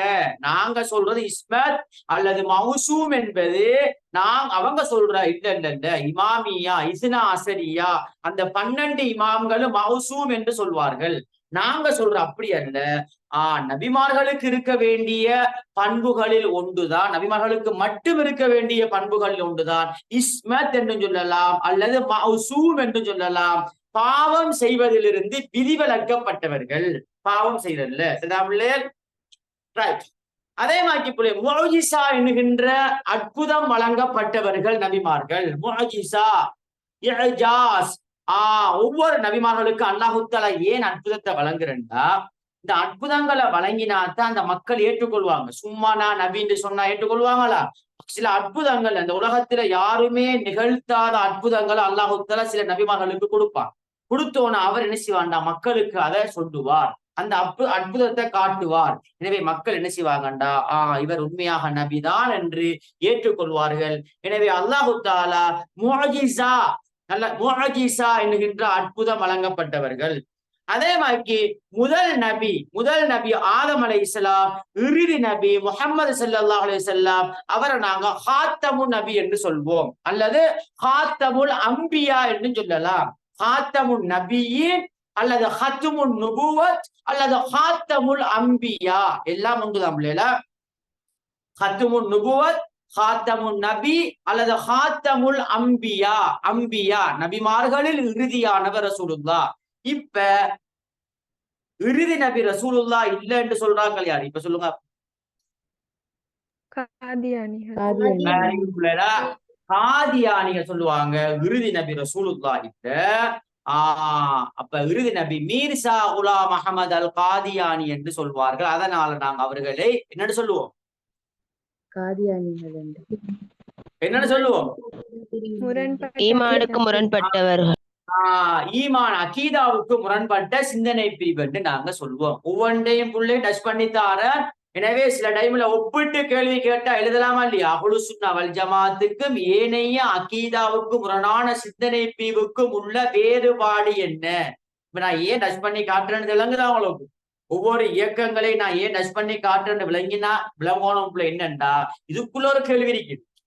அஹ்லுஸ் சுன்னா வல் ஜமாத்துக்கும் ஏனைய முரண்பட்ட அகீதா இருக்குதா இல்லையா, அதுக்கும் இடையிலான வேறுபாடு என்று கேட்கின்ற போது இப்ப நான் சொன்ன விஷயத்தை வச்சு எழுதலாமா இல்லையா? சொல்லுங்க. எழுதலாம் பிள்ளைகளா? அப்ப நல்ல தலைக்கெடுத்துக் கொள்ளணுமா ஒவ்வொரு விஷயங்களையும் பிள்ளைகள். தனியா நான் புக்ஸும் போற்றி பண்ணி பிள்ளையா. அடுத்தது பிள்ளைகள், ஈமான் கொள்ள வேண்டிய அம்சங்கள்ல ஒன்றாக நபிமார்கள் சம்பந்தமாக இருக்கிறது. ஈமான் கொள்ள வேண்டிய அம்சங்கள்ல ஒன்று நபிமார்களை ஈமான் கொள்ளுதல் என்ற விஷயத்தை நாங்க இதுக்குள்ள எழுத வேண்டும். அதே மாதிரி பிள்ளைகள் இந்த விஷயங்கள் ரிசாலத்துக்குள்ள நாங்க இந்த விஷயங்கள் நாங்க டச் பண்ண வேண்டும். ரிசாலத்துக்குள்ள இந்த விஷயங்களை நாங்க டச் பண்ண வேண்டும். அதே மாதிரி பிள்ளைகள் அடுத்ததாக சஹாபாக்களை பொறுத்தவரை ரசூலுல்லாஹ்வுடைய மாணவர்கள், நல்லா விளையாடணும் பிள்ளைகளா. நபிமார்களுக்கு அடுத்த நிலையில் உள்ள உயர்ந்த அந்தஸ்தில் இருக்கக்கூடியவர்கள் ரசூலுல்லாஹ்வுடைய மாணவர்கள். ரசூலுல்லாஹ்வை தந்த 2 கண்ணாலையும் பார்த்தவர்களைத்தான் நாங்க சஹாபாக்கள் என்று சொல்வோம். ரசூலுல்லாஹ்வை தந்த 2 கண்ணாலையும் பார்த்தவர்கள்.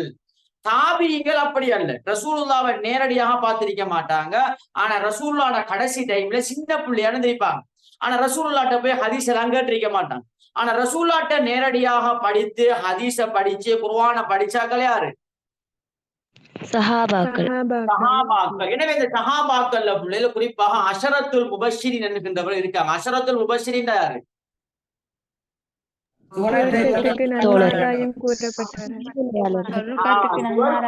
நன்மாராயம் சொல்லப்பட்ட 10 பேர் இருக்கிறார்கள் சஹாபாக்கள்ல.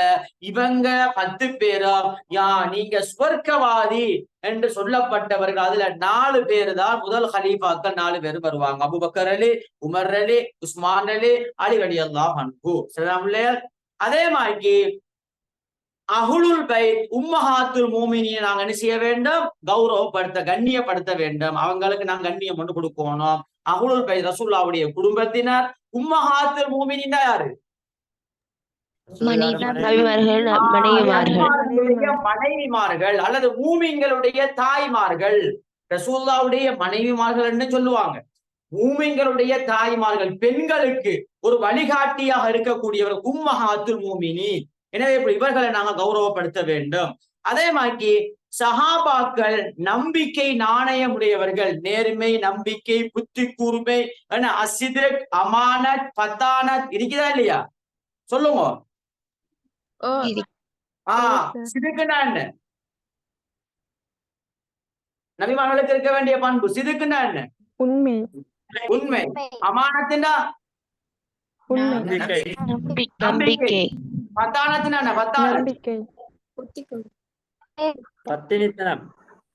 புத்தி கூர்மை. என்ன பிள்ளைகள்? புத்தி கூர்மை. இப்படியான விஷயங்களை கட்டாயம் வச்சுக் கொள்ளணும். எம்சி கோலிக்கு வரும். நான் இன்ஷா அல்லாஹ் எம்சி கோலி பேப்பர்கள்ல போடுவோம் பிள்ளைகளா. முக்கியமான தகவல்களை எம்சி கோலியில போடுவோம். ரைட். அதே மாதிரி பிள்ளைகள் 4 ஹலீஃபாக்களும் சிறப்புக்குரியவர்கள். 4 ஹலீஃபாக்கள் யாரு? இந்த 4 அஷ்ரத்துல் முபஷ்ஷிரீன் சொன்னா இல்லையா, 10ல 4 பேர் அவங்க சிறப்புக்குரியவர்கள் என்று நாங்க என்ன சிறப்புண்டா எல்லாரும் சஹாபாக்கள் தான். அதிலேயும் சிறப்பானவர்கள் 4 பேரும் என்ன செய்வாங்கன்னா வருவாங்க. ஏனென்றா அவங்க சுவர்க்கத்துக்கு நன்மாராய சொல்லப்பட்டவர்கள் என்ற விஷயம் என்ற அடிப்படையில 4 பேரும் சிறப்புக்குரியவர்கள் என்ற விஷயத்தை நாங்க சொல்ல வேண்டும். ரைட். அதே மாதிரி பிள்ளைகள் பலிமார்கள் என்றாங்க. பலிமார்கள் என்றா யாருண்டா? இறை நேசர்கள். பலி என்று சொன்னா இறை நேச, அல்லாஹ்வுக்கு மிக நெருக்கத்துக்குரியவர்கள், இறை நேசர்கள், இஸ்லாமிய ஷரியாவை முழுமையாக பின்பற்றக்கூடியவர்கள். பலிமார்கள் என்று சொன்னா யாருண்டா? என்ன இஸ்லாமிய ஷரியா அல்லாஹ் சொல்ற ரசூல் சொல்லுகின்ற விடயத்தை முழுமையாக தந்த வாழ்க்கையில யார் பின்பற்றுகிறார்களோ அவர்களை நாங்க இறை நேசர்கள், பலிமார்கள் என்று நாங்க சொல்வோம்.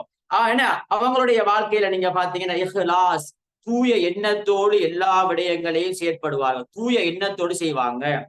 அல் வரா, பேணுதல் இருக்கு, பேணுதலாக இருப்பாங்க. பாவத்துல விழுந்து விடக்கூடாது, அது சின்ன பாவமாக இருந்தாலும் இதுல நாங்க போய்விடக்கூடாது என்று பேணுதலாக இருப்பார்கள். இபாதத்து விஷயங்கள்ல பேணுதலாக இருப்பார்கள். தக்குவா, அல்லாஹ்வுக்கு முழுமையாக பயப்படுவார்கள். இப்படியானவர்களை நாங்க என்ன சொல்வோம்டா பிள்ளைகள்? வலிமார்கள் என்று சொல்வோம். வலிமார்கள் என்று சொல்வோம். அதே மாதிரி பிள்ளைகள் கலா கதிர், நாங்க ஏற்கனவே நேற்றைய கிளாஸ்ல படிச்சுட்டோம் கலா கதிர் சம்பந்தமாக.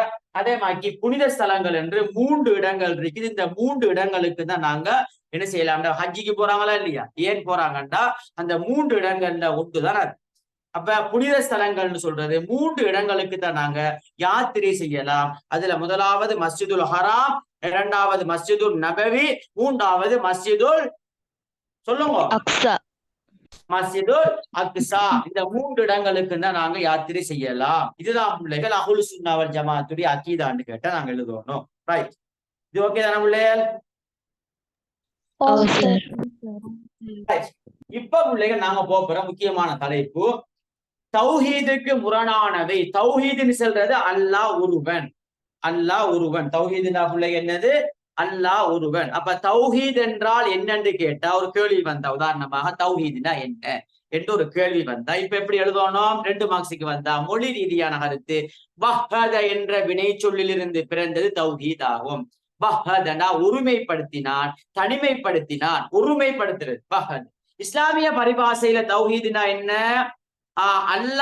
அல்லாவை ஒருவனாக கடவுளாக ஏற்றுக்கொள்ளுதல். அல்லாஹ் ஒருவனை கடவுளாக ஏற்றுக்கொள்ளுதல், கடவுளுக்குரிய சகல மரியாதையை, கடவுளுக்குரிய எல்லா மரியாதையையும் அல்லாஹ்வுக்கு மாத்திரம் வழங்குகிறது. கடவுளுக்குரிய உதாரணமாக பிள்ளைகள் கடவுளின் கண்ணியத்தை பாதிக்கும் அனைத்து குறைபாட்டிலிருந்து அல்லாஹ்வை தூய்மைப்படுத்துறது.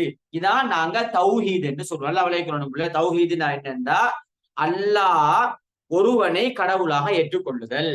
இஸ்லாமிய பரிபாஷையில பிள்ளைகளா, இஸ்லாமிய பரிபாஷையில அல்லாஹ் ஒருவனாக கடவுளாக ஏற்றுக்கொள்றது, இதான் தௌஹீத். அதோட சேர்த்து எழுதணும் கடவுளுக்குரிய சகல மரியாதை இருக்கா இல்லையா, கடவுளுக்குரிய மரியாதை அதை நாங்க அல்லாஹ்வுக்கு மாத்திரம்தான் வழங்க வேண்டும். அல்லாஹ்வுக்கு வழங்காம கடவுளுக்குரிய சில பண்புகள் இருக்குது, அதை வழங்காம வேற அல்லாஹ்வால படைக்கப்பட்ட மனிதர்களுக்கு வழங்கினா அதுக்கு என்ன பேர் சொல்ற சொல்லுங்க இப்ப? Very good. அந்த மாஷா அல்லாஹ் எங்கட பிள்ளை பிட்டாரி. Very good.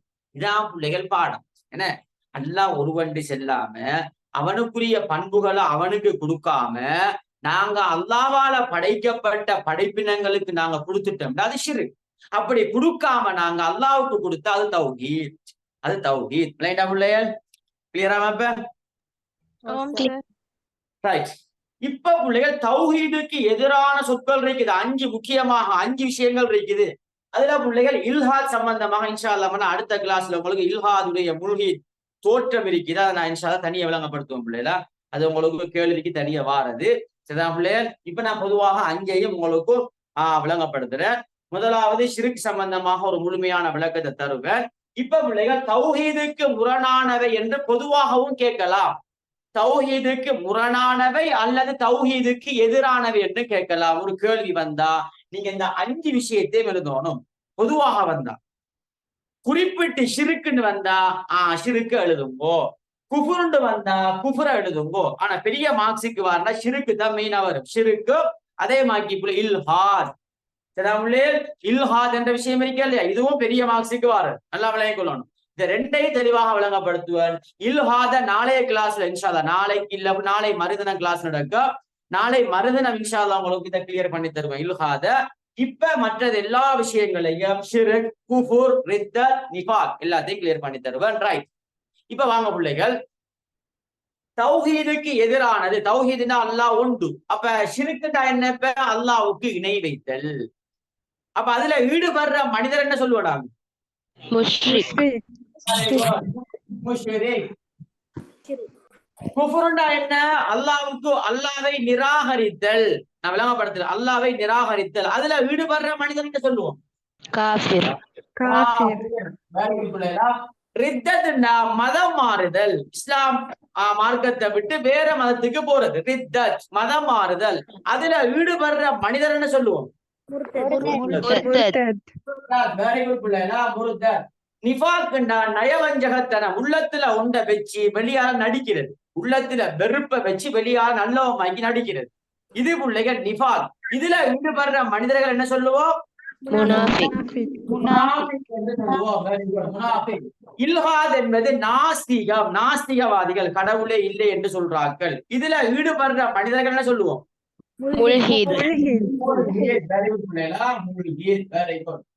இப்ப பிள்ளைகள் நாங்க ஷிருக்கு சம்பந்தமாக, முதலாவது ஷிருக்கு சம்பந்தமாக ஒரு முழுமையாக விளங்கப்படுத்துறோம். 10 மார்க்ஸுக்கு எழுதுற மாதிரி உங்களுக்கு ஷிருக்க விளங்கப்படுத்துற. அதே மாதிரி இல்ஹாதையும் 10 மார்க்ஸுக்கு எழுதுற மாதிரி விளங்கப்படுத்தும். இது ரெண்டும் தான் மெயினாக 10 மார்க்ஸுக்கு வரக்கூடிய ஒரு முக்கியமான கேள்வி. ரைட். இப்ப ஷிருக்கு சம்பந்தமாக நாங்க பார்க்கின்ற போது ஷிருக்குன்னா என்னன்னா நேரடி கருத்து இணை வைத்தல் அல்லது கூட்டு சேர்த்தல். இணை வை அல்லாவுக்கு அல்லாட இடத்துல இன்னொரு ஆளை கொண்டு வாரது. அல்லாட இடத்துல இன்னொரு ஆளை கொண்டு வாரது. அல்லாவுடைய பண்பை இன்னொரு நபருக்கு கொடுக்கிறது, கூட்டி சேர்த்தல்.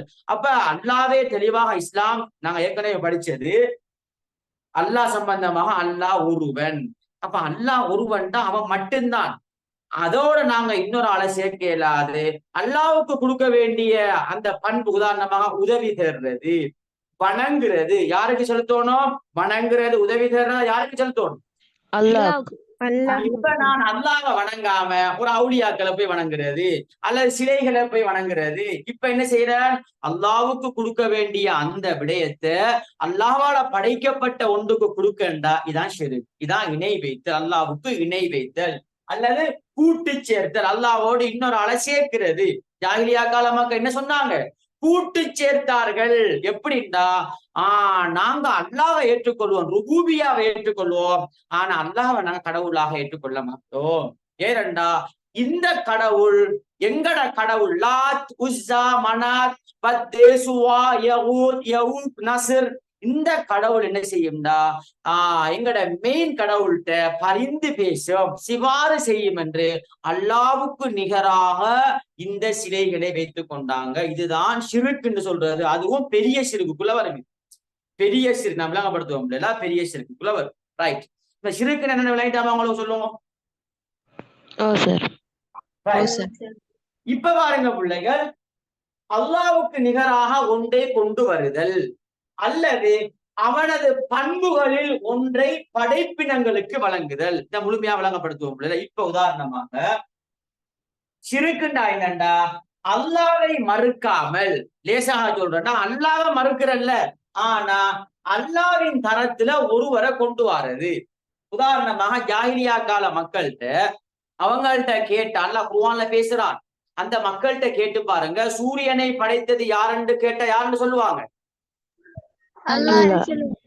சந்திரனை படைத்தது யாருன்னு கேட்டா யாருன்னு சொல்லுவாங்க? அல்லாஹ்னு சொல்லுவாங்க. என்னண்டா, அல்லாஹ்வை மறுக்காங்களா? அவங்க அல்லாஹ்வை மறுக்காங்களா? இல்ல, அல்லாஹ்வை மறுக்கல்ல, ஆனா அல்லாஹ்வுடைய தரத்துல ஒரு ஆளை வச்சாங்க. நல்லா விளையாடணும் பிள்ளைகளா. ஷிர்க்குண்டா என்னண்டா, அல்லாஹ்வை மறுக்கிறல்ல, அல்லாஹ்வை ஏற்றுக்கொள்றேதான், அல்லாஹ் தான் கடவுள், ஆனா அல்லாஹ்வுடைய தரத்துல ஒருவரை கொண்டு வைக்கிறது. இப்ப யார வச்சாங்க? அவங்க அல்லாஹ்வுடைய தரத்துல யார வச்சாங்க? சிலைகள். Very good. சிலைகளை வைத்தார்கள். சிலைகளை வைத்தா ஷிருக்குன்னு சொல்றது. இதைத்தான் ஷிருக். எனவே ஜாஹிலியா கால மக்களை இப்ப நாங்க என்ன சொல்லுவோம்? முஷ்ரிக்குன்னு சொல்லலுமா இல்லையா? இப்ப முஷ்ரிக்கு சொல்லலுமா இல்லையா? ஜாஹிலியா கால மக்கள் முஷ்ரிக், அல்லாஹ்வுக்கு இணை வைக்கக்கூடியவர்களாக இருந்தார்கள். அல்லாஹ்வுக்கு இணை வைக்கக்கூடியவர்களாக ஜாஹிலியா கால மக்கள் காணப்பட்டார்கள். இளைய பிள்ளைகள் அல்லாஹ்வுடைய தரத்துக்கு சிலைகளை கொண்டு வந்தார்கள். அல்லாஹ்வுடைய தரத்துக்கு சிலைகளை நம்புறது. இப்ப அல்லாஹ் தான் நம்பணும். ஆனா யார நம்பினாங்க? சிலையை நம்பினார்கள். எனவே லாத், உஸ்ஸா, மனாத் என்கின்ற சிலையை நம்பினாங்க. இதைத்தான் நாங்க தெளிவாகவே ஷிருக்குன்னு சொல்வோம். ஷிருக்குன்னு சொல்வோம். அதே மாதிரி அல்லாஹ்வுடைய பண்புன்னு சொல்றது என்னண்டா, உதாரணமாக பிள்ளைகள், அவனது பண்புகளில் ஒன்றை படைப்பினங்களுக்கு கொடுக்குறோம்டா. என்ன அர்த்தம்டா? அல்லாஹ்வுடைய பண்பெடுப்பம். அல்லாஹ் படைப்பாளன், அல்லாஹ் ஒருவன், அல்லாஹ் உணவளிப்பவன், ரிஸ்க் அளிப்பவன். எனவே இது யாருடைய பண்பு? இது சொல்லுங்க, இது யாருடைய பண்பு? இந்த அல்லாஹ்வோட பண்பை என்ன செய்யறா, அல்லாஹ்வின் தெய்வீக பண்புகளில் மனிதர்களுக்கோ, அல்லாஹ்வுடைய தெய்வீக பண்பு மனிதர்களுக்கோ அல்லது சிலைகளுக்கோ பங்கு உண்டு என்று சொன்னால், பங்கு உண்டு என்று சொன்னால், பங்கு, கூட்டு, கூட்டாக சேர்க்கிறது, இப்படி சொன்னா அதை என்ன சொல்லுவோம் நாங்க? ஷிர்க். ஷிர்க் என்று சொல்லுவோம். இப்ப விளையாட்டா பிள்ளைகள், இப்ப கிளியரா அவங்களுக்கும்? இப்ப பிள்ளைகள், இந்த ஷிருக்க நாங்க ரெண்டு வகையாக பிரிப்போம். ஷிருக்க பொதுவாக முதலாவது ஷிருக்குல் அக்பர், பெரிய ஷிருக். இன்னொன்று ஷிருக்குல் அஸ்கர், சிறிய ஷிருக். பெரிய ஷிருக்குன்னா என்னன்னா பிள்ளைகள், அல்லாஹ்வோடு நேரடியாக சம்பந்தப்படுறது. பெரிய ஷிருக் என்பது அல்லாஹ்வோடு நேரடியாக டச் பண்றது, நேரடியாக அல்லாஹ்வை தாக்குறது. இன்னொரு தாக்கம் ஒன்றைக்கு ரகசியமான தாக்கம், அது வேற, அதை நான் சொல்றேன், விளங்கப்படுத்துறேன். இன்னொன்றைக்கு அல்லாஹ்வை நேரடியாக தாக்குறது, நேரடியாக டச் பண்றது. இப்ப சிலைகளை வணங்குறது என்பது அல்லாஹ்வை நேரடியாக டச் பண்றதா இல்லையா? சொல்லுங்க. இதான் பெரிய ஷிர்க். பெரிய ஷிர்க் அல்லாஹ்வை நேரடியாக டச் பண்றது. அல்லாஹ்வை நேரடியாக டச் பண்ணினால் இது பெரிய ஷிர்க் என்று சொல்லுவோம். எனவே அல்லாஹ்வோடு நேரடியாக சம்பந்தப்படுறது. ஆனா இந்த பெரிய ஷிர்க்க அல்லாஹ் மன்னிக்க மாட்டான். அல்லாஹ் குர்ஆன்ல சொல்றான், அல்லாஹ் ஏனைய பாவங்களை நாடியவர்களுக்கு மன்னிப்பான், ஷிருக்கை தவிர பெரிய ஷிருக்க அல்லாஹ் மன்னிக்க மாட்டான். மிச்சம் அவதானமாக இருக்க வேண்டும். அதே மாதிரி இஸ்லாத்தை விட்டு வெளியேறி விடுவார். பெரிய ஷிருக்கு செஞ்சிட்டாருண்டா அவர் இஸ்லாத்தை விட்டு வெளியேறி விடுவார். இஸ்லாத்தை விட்டு வெளியேறி விடுவார். அதே மாதிரி இந்த பெரிய ஷிருக்க பிள்ளைகள் நாங்க ரெண்டு வகையாக பிரிப்போம். பெரிய ஷிருக்க ரெண்டாக பிரிப்போம். ஒன்று ஜெலி, இன்னொன்று ஹஃபி. ஜெலிண்டா என்ன பிள்ளைகள்? நாங்க தின்ற ஜெலியா? இல்ல சார். பிள்ளைகள் இது என்ன ஜெலிண்டா? ஜெலி என்பது தெளிவான சிறுக். தெளிவானடா, கண்ணால பார்த்தா தெளிவாக விளங்கும். ஒருவன் சிலைய வணங்கினால் கண்ணால பார்த்தா எங்களுக்கு தெளிவாக விளங்குமா இல்லையா? விளங்கும். ஒருவன் சூரியனை வணங்குறான்டா, எங்களை கண்ணால பார்த்தா அவரு சூரியனை வணங்குறாரு, இவரு இந்த சிலைய வணங்குறாரு. அதே மாதிரி இவரு கற்களை வணங்குறாரு. இதெல்லாம் கண்ணால பார்த்து தெளிவாக விளங்குதா இல்லையா பிள்ளைகள்? சொல்லுங்க. விளங்குது. இதான் நாங்க சிறுக்குன் ஜெலி என்று சொல்லுவோம். தெளிவாக விளங்கும் ஜெலி. இன்னொரு சிறுக்கு ஒன்றைக்கு ஹஃபீண்டா என்னண்டா மறைவானது என்றா. இந்த ஷிருக்கை யாராவது ஒரு ஆள் செஞ்சா அது செய்யறவருக்கு மட்டும்தான் தெரியுமே தவிர எல்லாருக்கும் பகிரங்கமாக விளங்காது. செய்யறவருக்கு மட்டும் தெரியும். உதாரணமாக என்ன, மரணித்தவரோடு ஒரு ஆள் உதவி செய்யற, உதவி கேட்க, ஒரு ஜனாசா, மரணித்த ஜனாசா, இப்ப போய் நல்ல அழகா தொப்பிய போட்டு, நல்ல அழகா ஜுப்பாவெல்லாம் போட்டு, நல்ல அழகா தாடியெல்லாம் வச்சு, இப்ப அவுளியாக்கள்கிட்ட போய் என்ன ஒரு அவுளியாட பேர் இருக்க, அவரோட பேரை சொல்லி அவர்கிட்ட போய் துவா கேட்கிறது. இது பிள்ளைகள் நாம மேலோட்டமாக பார்ப்போம், அவங்க முஸ்லீம். ஆனா ரகசியமாக என்ன செய்யறாங்க? ரகசியம். ஆனா சிலைய வணங்கினா அது ஒரு காபீர். நாம அவரை பார்த்தா சிலைய வணங்குறார், அவர் முஸ்லீம் இல்ல, அவர் காபீர்னு சொல்லுவோம். ஆனா இந்த ஹஃபி செய்யறார் என்ன செய்வாருண்டா, முஸ்லீமாக இருப்பாரு, இருந்துட்டு ரகசியமாக என்ன அவுளியாக்கள்கிட்ட போய் ரகசியமா போய் துவா செஞ்சுட்டு வாரு. இது கொஞ்சம் பெருசா விளங்காது எல்லாருக்கும். அவர் காஃபிர் அப்படி ஒன்றும் விளங்காது. ரகசியமாக வேலை பார்த்துட்டு வருவாரு.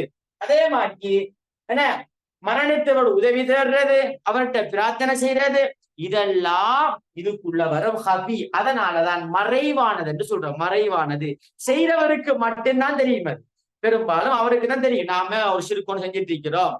ஆனா ஜெலி என்பது அப்படி அல்ல. தெளிவாகவே விளங்கும். ஒருவர் சிலையை வணங்கினா இவருக்கு சிறுக்கொண்டு செய்கிறார், இவர் முஸ்லிம் அல்ல, இவர் ஒரு முஷ்ரிக் என்று தெளிவாக நாங்க விளங்கிக் கொள்ளலாம். கிளியரா பிள்ளைல? இப்ப ஓகே பிள்ளை?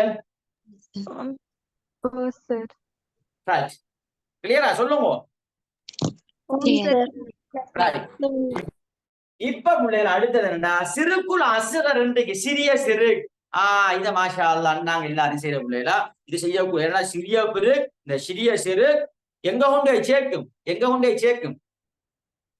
நரகத்துக்கு. நரகத்துக்கு கொண்டு பெரிய சிறுக்கு கொண்டு போய் சேர்க்கும். சின்ன பாவம் பெரிய பாவத்துக்கு நாங்க சின்ன சின்ன பாவம் செய்வோம். ஆனா அது எங்க கொண்டு போய் சேர்க்கும்? பெரிய பாவத்துக்கு கொண்டு சேர்க்குமா இல்லையா? சேர்க்கும், கட்டாயம் சேர்க்கும். அதனால சிறிய சிறுக்கு என்று பொதுபோக்காக இருக்கக்கூடாது. உதாரணமாக சிறிய சிறுக்குரிய உதாரணம் என்னடா பிள்ளைகள்? என்ன நூல் வளைய கட்டுறது, பிள்ளைகள் சோதிடம் பார்க்கிறது, அதாவது ஜோசியம் பார்க்கிறது, நூல் வளையம் கட்டுறது. அதே மாதிரி இந்த உதாரணமாக பிள்ளைகள் இந்த இடுப்புலையில நினைச்சுவாங்கண்டா பிள்ளைகள் நூல் வளையம் கட்டுவாங்க. ஏன்னா இதெல்லாம் ஒரு சிறு. ஏன்டா சில வீட்டுகள்ல பாத்தீங்கன்னா 4 மூளையில குப்பி குப்பி போத்தல் தொங்கும். தொங்குதா இல்லையா? சொல்லுங்க.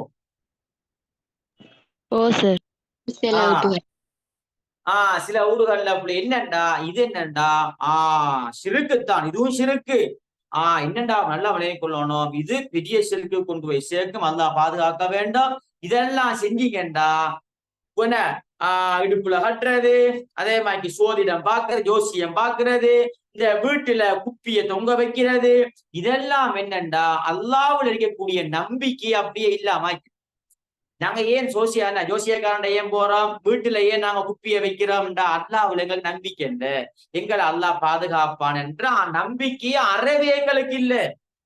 எங்களை அல்லாஹ் பாதுகாக்கிற, எங்களை இந்த குப்பி தான் பாதுகாக்கும், எங்களை இந்த குப்பி தான் பாதுகாக்கும், இந்த இடுப்புல கட்டுற இதுதான் எங்களை பாதுகாக்கும், எங்களுக்குரிய பாதுகாப்பு என்று இதுல அல்லாஹ்வுடைய தவக்குள் ஆனா அல்லாஹ்வுடைய தவக்குள் என்ன செய்யும்டா பிள்ளைகள் இல்லாம போறது.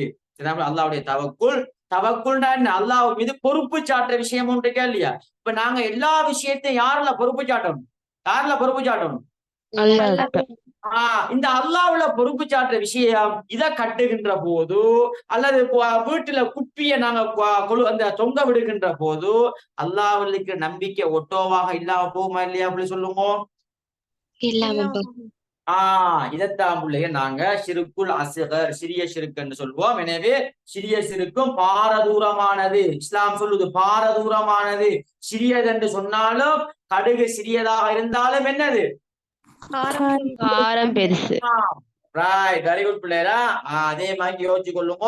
சின்ன சிறுக்குத்தானே சும்மா நோமலா அது பிரச்சனை இல்லை என்று இருக்கிறல்ல, ஆனா மிச்சம் கவனமாக இருக்க வேண்டும் என்று இஸ்லாம் சொல்கிறது. ரைட். இதான் பிள்ளைகள் சிறுக்கு சம்பந்தமாக நாங்க தெரிய வேண்டிய முக்கியமான விஷயங்கள். அதே மாதிரி பிள்ளைகள் அடுத்தது பிள்ளை சும்மா நோமலாக மற்ற விஷயங்கள் என்ன, நான் இதை பிள்ளைகள் இன்ஷா அல்லாஹ் உங்களுக்கு நான் விளங்கப்படுத்துவோம். எதெண்டா இல்ஹாத், அதை நான் நாளைக்கு விளங்கப்படுத்துவேன். நாளைக்கு இல்ல, நாளை மறுதினம் கிளாஸ் நடக்கும், நாளைக்கு நடக்காது.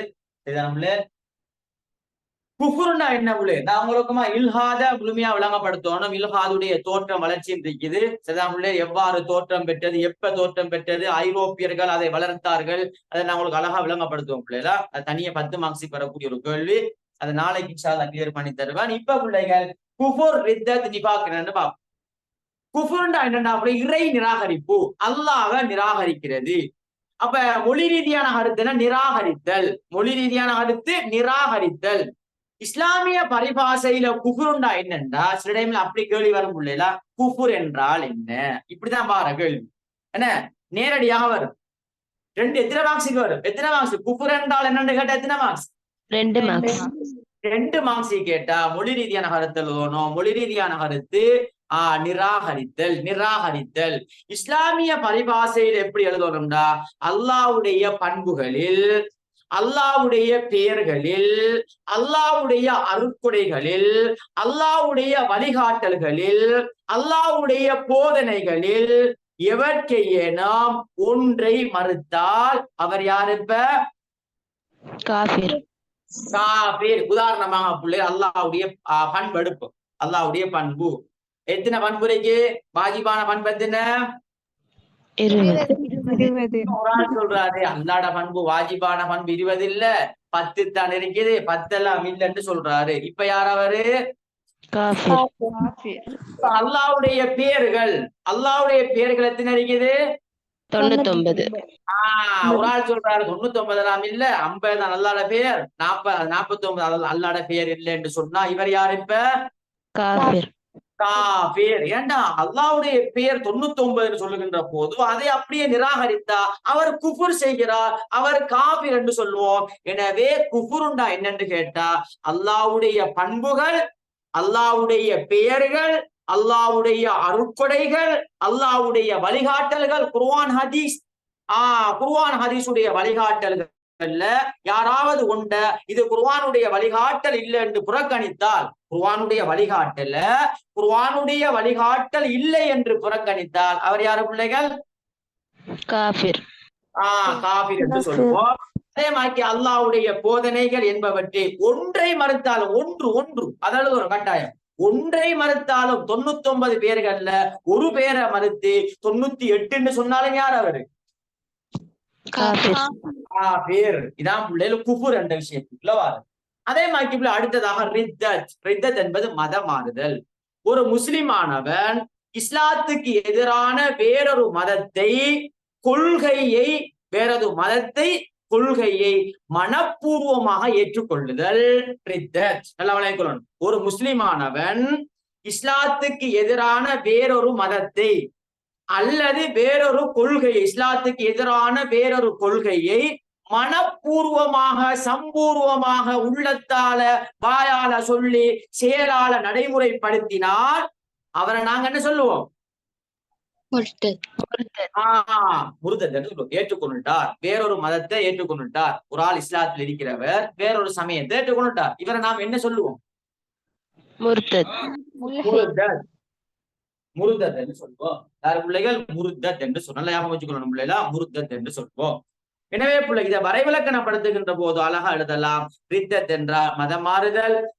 ஒரு முஸ்லிமானவன் இஸ்லாத்துக்கு எதிரான வேறொரு மதத்தை அல்லது வேறொரு கொள்கையை மனப்பூர்வமாக ஏற்றுக்கொள்ளுதல். இந்த ரித்தத்தை நாங்க 3 வழியில ரித்தத் இடம்பெறும். ஒன்று எண்ணம் சார்ந்தது, உள்ளத்தால ஏற்றுக்கொள்றது. 2வது வாயால மொழியிறது. 3வது செயல்படுத்துறது, செயல்ல கொண்டு வாரது. இவ்வாறு பிள்ளைகள் ரித்தத் என்பது 3 வழியில இடம்பெறும். எனவே ஒருவர் மதம் மாறிட்டாருண்டா அவருடைய திருமண உறவு முறிந்து விடும்.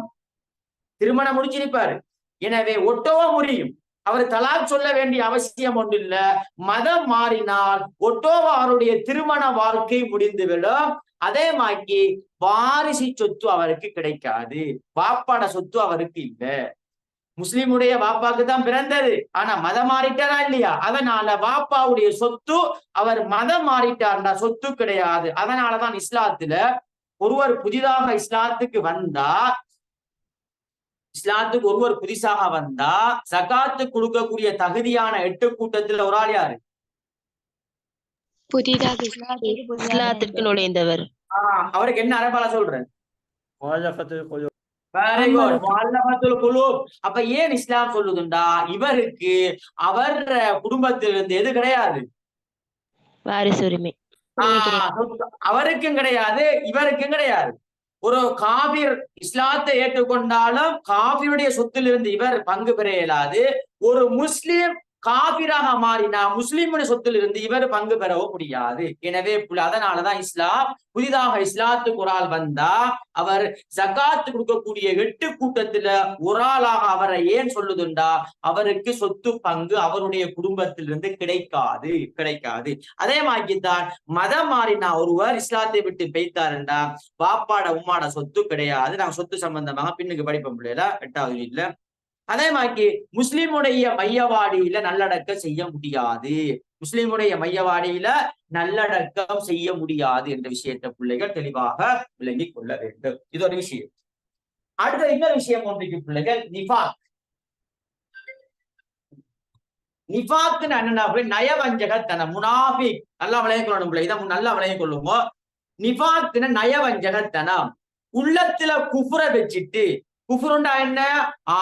அல்லாஹ்வை நிராகரிக்கிற உள்ளத்தால. இது பெரிய நிஃபாக்கு பிள்ளைகளா, இது பெரிய நிஃபாக்குள்ள வருமா? உள்ளத்துல குஃப்ர மறைத்து ஈமான போலியாக வெளிப்படுத்தல். உள்ளத்துல அல்லாஹ்வை ஏற்றுக்கொள்றல்ல, ரசூலை ஏற்றுக்கொள்றல்ல, ஆனா வெளியால எப்படி நடிக்கிற? அல்லாஹ்வை ரசூலை ஏற்றுக்கொள்ற மாதிரி நடிக்கிறது. இது எப்ப நடந்துச்சுண்டா, நபி அவங்கட காலத்துல முனாஃபிக்கிங்க தனி ஒரு சூறாவே இருக்கு பிள்ளைல குர்ஆன்ல. இதா ஜாஅகல் முனாஃபிகூன் காலு நஷ்ஹது இன்னக லரசூலுல்லாஹ். அல்லாஹ் சொல்றான், நபியே உங்கள்ட்ட முனாஃபிக்கீங்கள் வந்தா ரசூலுல்லாஹ்க்கு பிள்ளைகள் மக்களுடைய உள்ளத்தை அறியலுமா? சொல்லுங்க.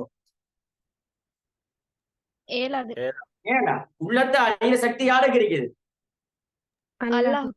அல்லாஹ்க்கு மட்டும்தான் இருக்குது. ஆனா முனாஃபிக்கீங்கள் சில பேர் வந்து ரசூலுல்லாஹ்ட்ட சொன்னாங்க, அல்லாஹ்வுடைய தூதரே ரசூலுல்லாஹ்வோடு நேரடியாக போர் செஞ்சு பார்த்தாங்க, ஏலா. இப்ப பார்த்தாங்க, நாம என்ன செய்வோம்டா, ரசூலுல்லாஹ்வை நம்புறமாக்கி நாங்க இஸ்லாத்தை நம்புறமாக்கி நம்புவோம், நம்பி அவரோடையே இருப்போம், அவருக்கே நாம் அநியாயம் செய்வோம் என்ற எண்ணத்தோடு ஒரு டீம் ஒன்று வந்தார்கள். ரசூலுல்லாஹ்வை சொன்னார்கள், அல்லாஹ்வுடைய தூதரே உங்களை நாங்க நபியாக ஏற்றுக்கொள்கிறோம், உங்களை நபியாக ஏற்றுக்கொள்கிறோம் என்று சொன்னார்கள். இப்ப ரசூலுல்லாஹ்க்கு தெரியா, ரசூலுல்லாஹ் நம்பிட்டாரு. பெரிய டீம் ஒன்று வருது இஸ்லாத்துக்குள்ள. இப்ப அல்லாஹ் மெசேஜ் ஒன்று போடுறான் ஜிப்ரீல் அலைஹிஸ்ஸலாத்தின் கூடாக. இதா ஜாஅகல் முனாஃபிகூன் காலு நஷ்ஹது இன்னக லரசூலுல்லாஹ். நபியே உங்கள்ட்ட முனாஃபிக்கீங்கள் வந்தால் நீங்க தான் நபி என்று சொல்வார்கள். நபியை நம்ப வேண்டாம். உள்ளத்தில் அவங்க குஃபுரை வைத்துக் கொண்டு வெளியால முஸ்லிமை போல் நடிக்கிறார்கள் என்று அல்லாஹ் மெசேஜ போட்டான். இதுதான் கடும் டேஞ்சரான முனாஃபிக். இவர்கள் தான் அல்லாஹ் குர்ஆன்ல சொல்கிறான், இன்னல் முனாஃபிகீன ஃபி தர்கில் அஸ்ஃபலி மினன் நார். முனாஃபிக்கீங்கள் நல்லா விளையாடணும், எம்சி கோலிக்கு வரும், நரகத்துல அடியில இருக்கிறார்கள். முனாஃபிக்கினா காஃபிரான்னு கேட்டா யாருன்னு சொல்லுவாங்க? முனாஃபிக். யாரு? முனாஃபிக். கொஞ்சம் வெயிட் பண்ணுங்க. அம்மா யாரும் வந்திருக்கா பிள்ளைல, கொஞ்சம் வெயிட் பண்ணுங்க, கொஞ்சம் வெயிட்.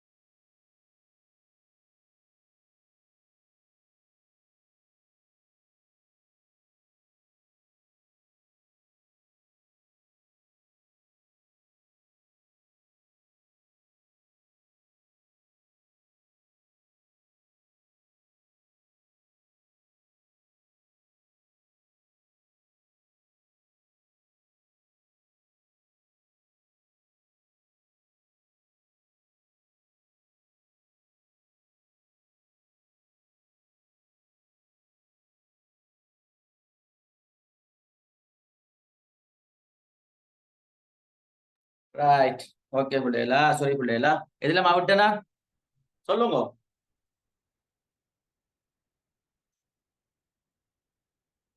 எதுல பிள்ளை விட்ட நரகத்தில் அடியில் இருப்பார். Very good. நானே அப்ப நரகத்துல பிள்ளைகள் முனாஃபிக்குங்களை பொறுத்தமா நரகத்துல அல்லாஹ் குர்ஆன்ல தெளிவாக சொல்றானா, தெளிவாகவே வருது. இன்னல் முனாஃபிகீன ஃபித்தர்கில் அஸ்வலி மினன்னார். நரகத்துல ஆக அடியில் இருப்பார்கள் யாருன்னு கேட்டா முனாஃபிக். எம்சி கலிக்கு வரும் பிள்ளைல, எம்சி கலிக்கு வரும். ரைட். அதே மாதிரி பிள்ளைகள் இந்த முனாஃபிக் தனத்தை ரெண்டாக பிரிக்கலாம். முதலாவது பெரிய வகை நிஃபாக், சிறிய வகை நிஃபாக். பெரிய நிஃபாக்குக்குள்ள எது வரும்டா, அல்லாஹ், மலக்குகள், வேதங்கள், ரசூல்மார்கள், மறுமைய என்ன செய்யறா, உள்ளத்தால ஏற்றுக்கொள்ளாம வெளியால ஏற்றுக்கொள்ற மாதிரி நடிக்கிறது. உதாரணமா நான் சொன்னா இல்லையா, அப்பயால முனாஃபிக்குங்கள் வந்து ரசூலாட்ட என்ன சொன்னாங்க, நபியே உங்களை நாங்க நபியாக ஏற்றுக்கொள்றோம் என்று சொன்னாங்களா இல்லையா? ஆனா உண்மையா சொன்னாங்களா? இல்ல இல்ல. இல்ல உள்ளத்துல என்னத்தை வச்சு கொண்டாங்க? உள்ளத்துல என்ன வச்சு கொண்டாங்க? குஃபுர. கட்டாயம் எழுதணும். நிஃபாக்கு எழுதுகின்ற போது உள்ளத்தில் குஃபுரை மறைத்து ஈமானை போலியாக வெளிப்படுத்தல். உள்ளத்தில் குஃபுரை மறைத்து ஈமானை போலியாக என்ன செய்யறா, வெளிப்படுத்துறது. நல்லா விளங்கிக் கொள்ளணும். அப்ப உள்ளத்துல உண்ட வச்சு வெளியால உண்ட பேசுறது. என்ன உதாரணமாக நாங்க பிராக்டிக்கல்ல எங்கள்லயும் இருக்குது எல்லாருலையும். உதாரணமாக ஒரு ஸ்கூல்ல போனீங்கன்னா ஒரு பிள்ளையோட நல்லா பேசுற, ஆனா உள்ளத்துல அந்த புள்ள சம்பந்தமான முழுமையான வெறுப்பு. இப்ப யார் இவரு? இவருமே யாரு? முனாஃபிக் தான். நல்லா அந்த பிள்ளையோட சேர்ந்து நல்லா பராட்டா, அதே மாதிரி கொத்து, அதே மாதிரி 100 எல்லாம் நல்லா அழகா சிரிச்சிட்டு தின்று திண்டுட்டு பிள்ளைகள் உள்ளத்துல அவ்வளவு பொறாம, அவ்வளவு வஞ்சகம்.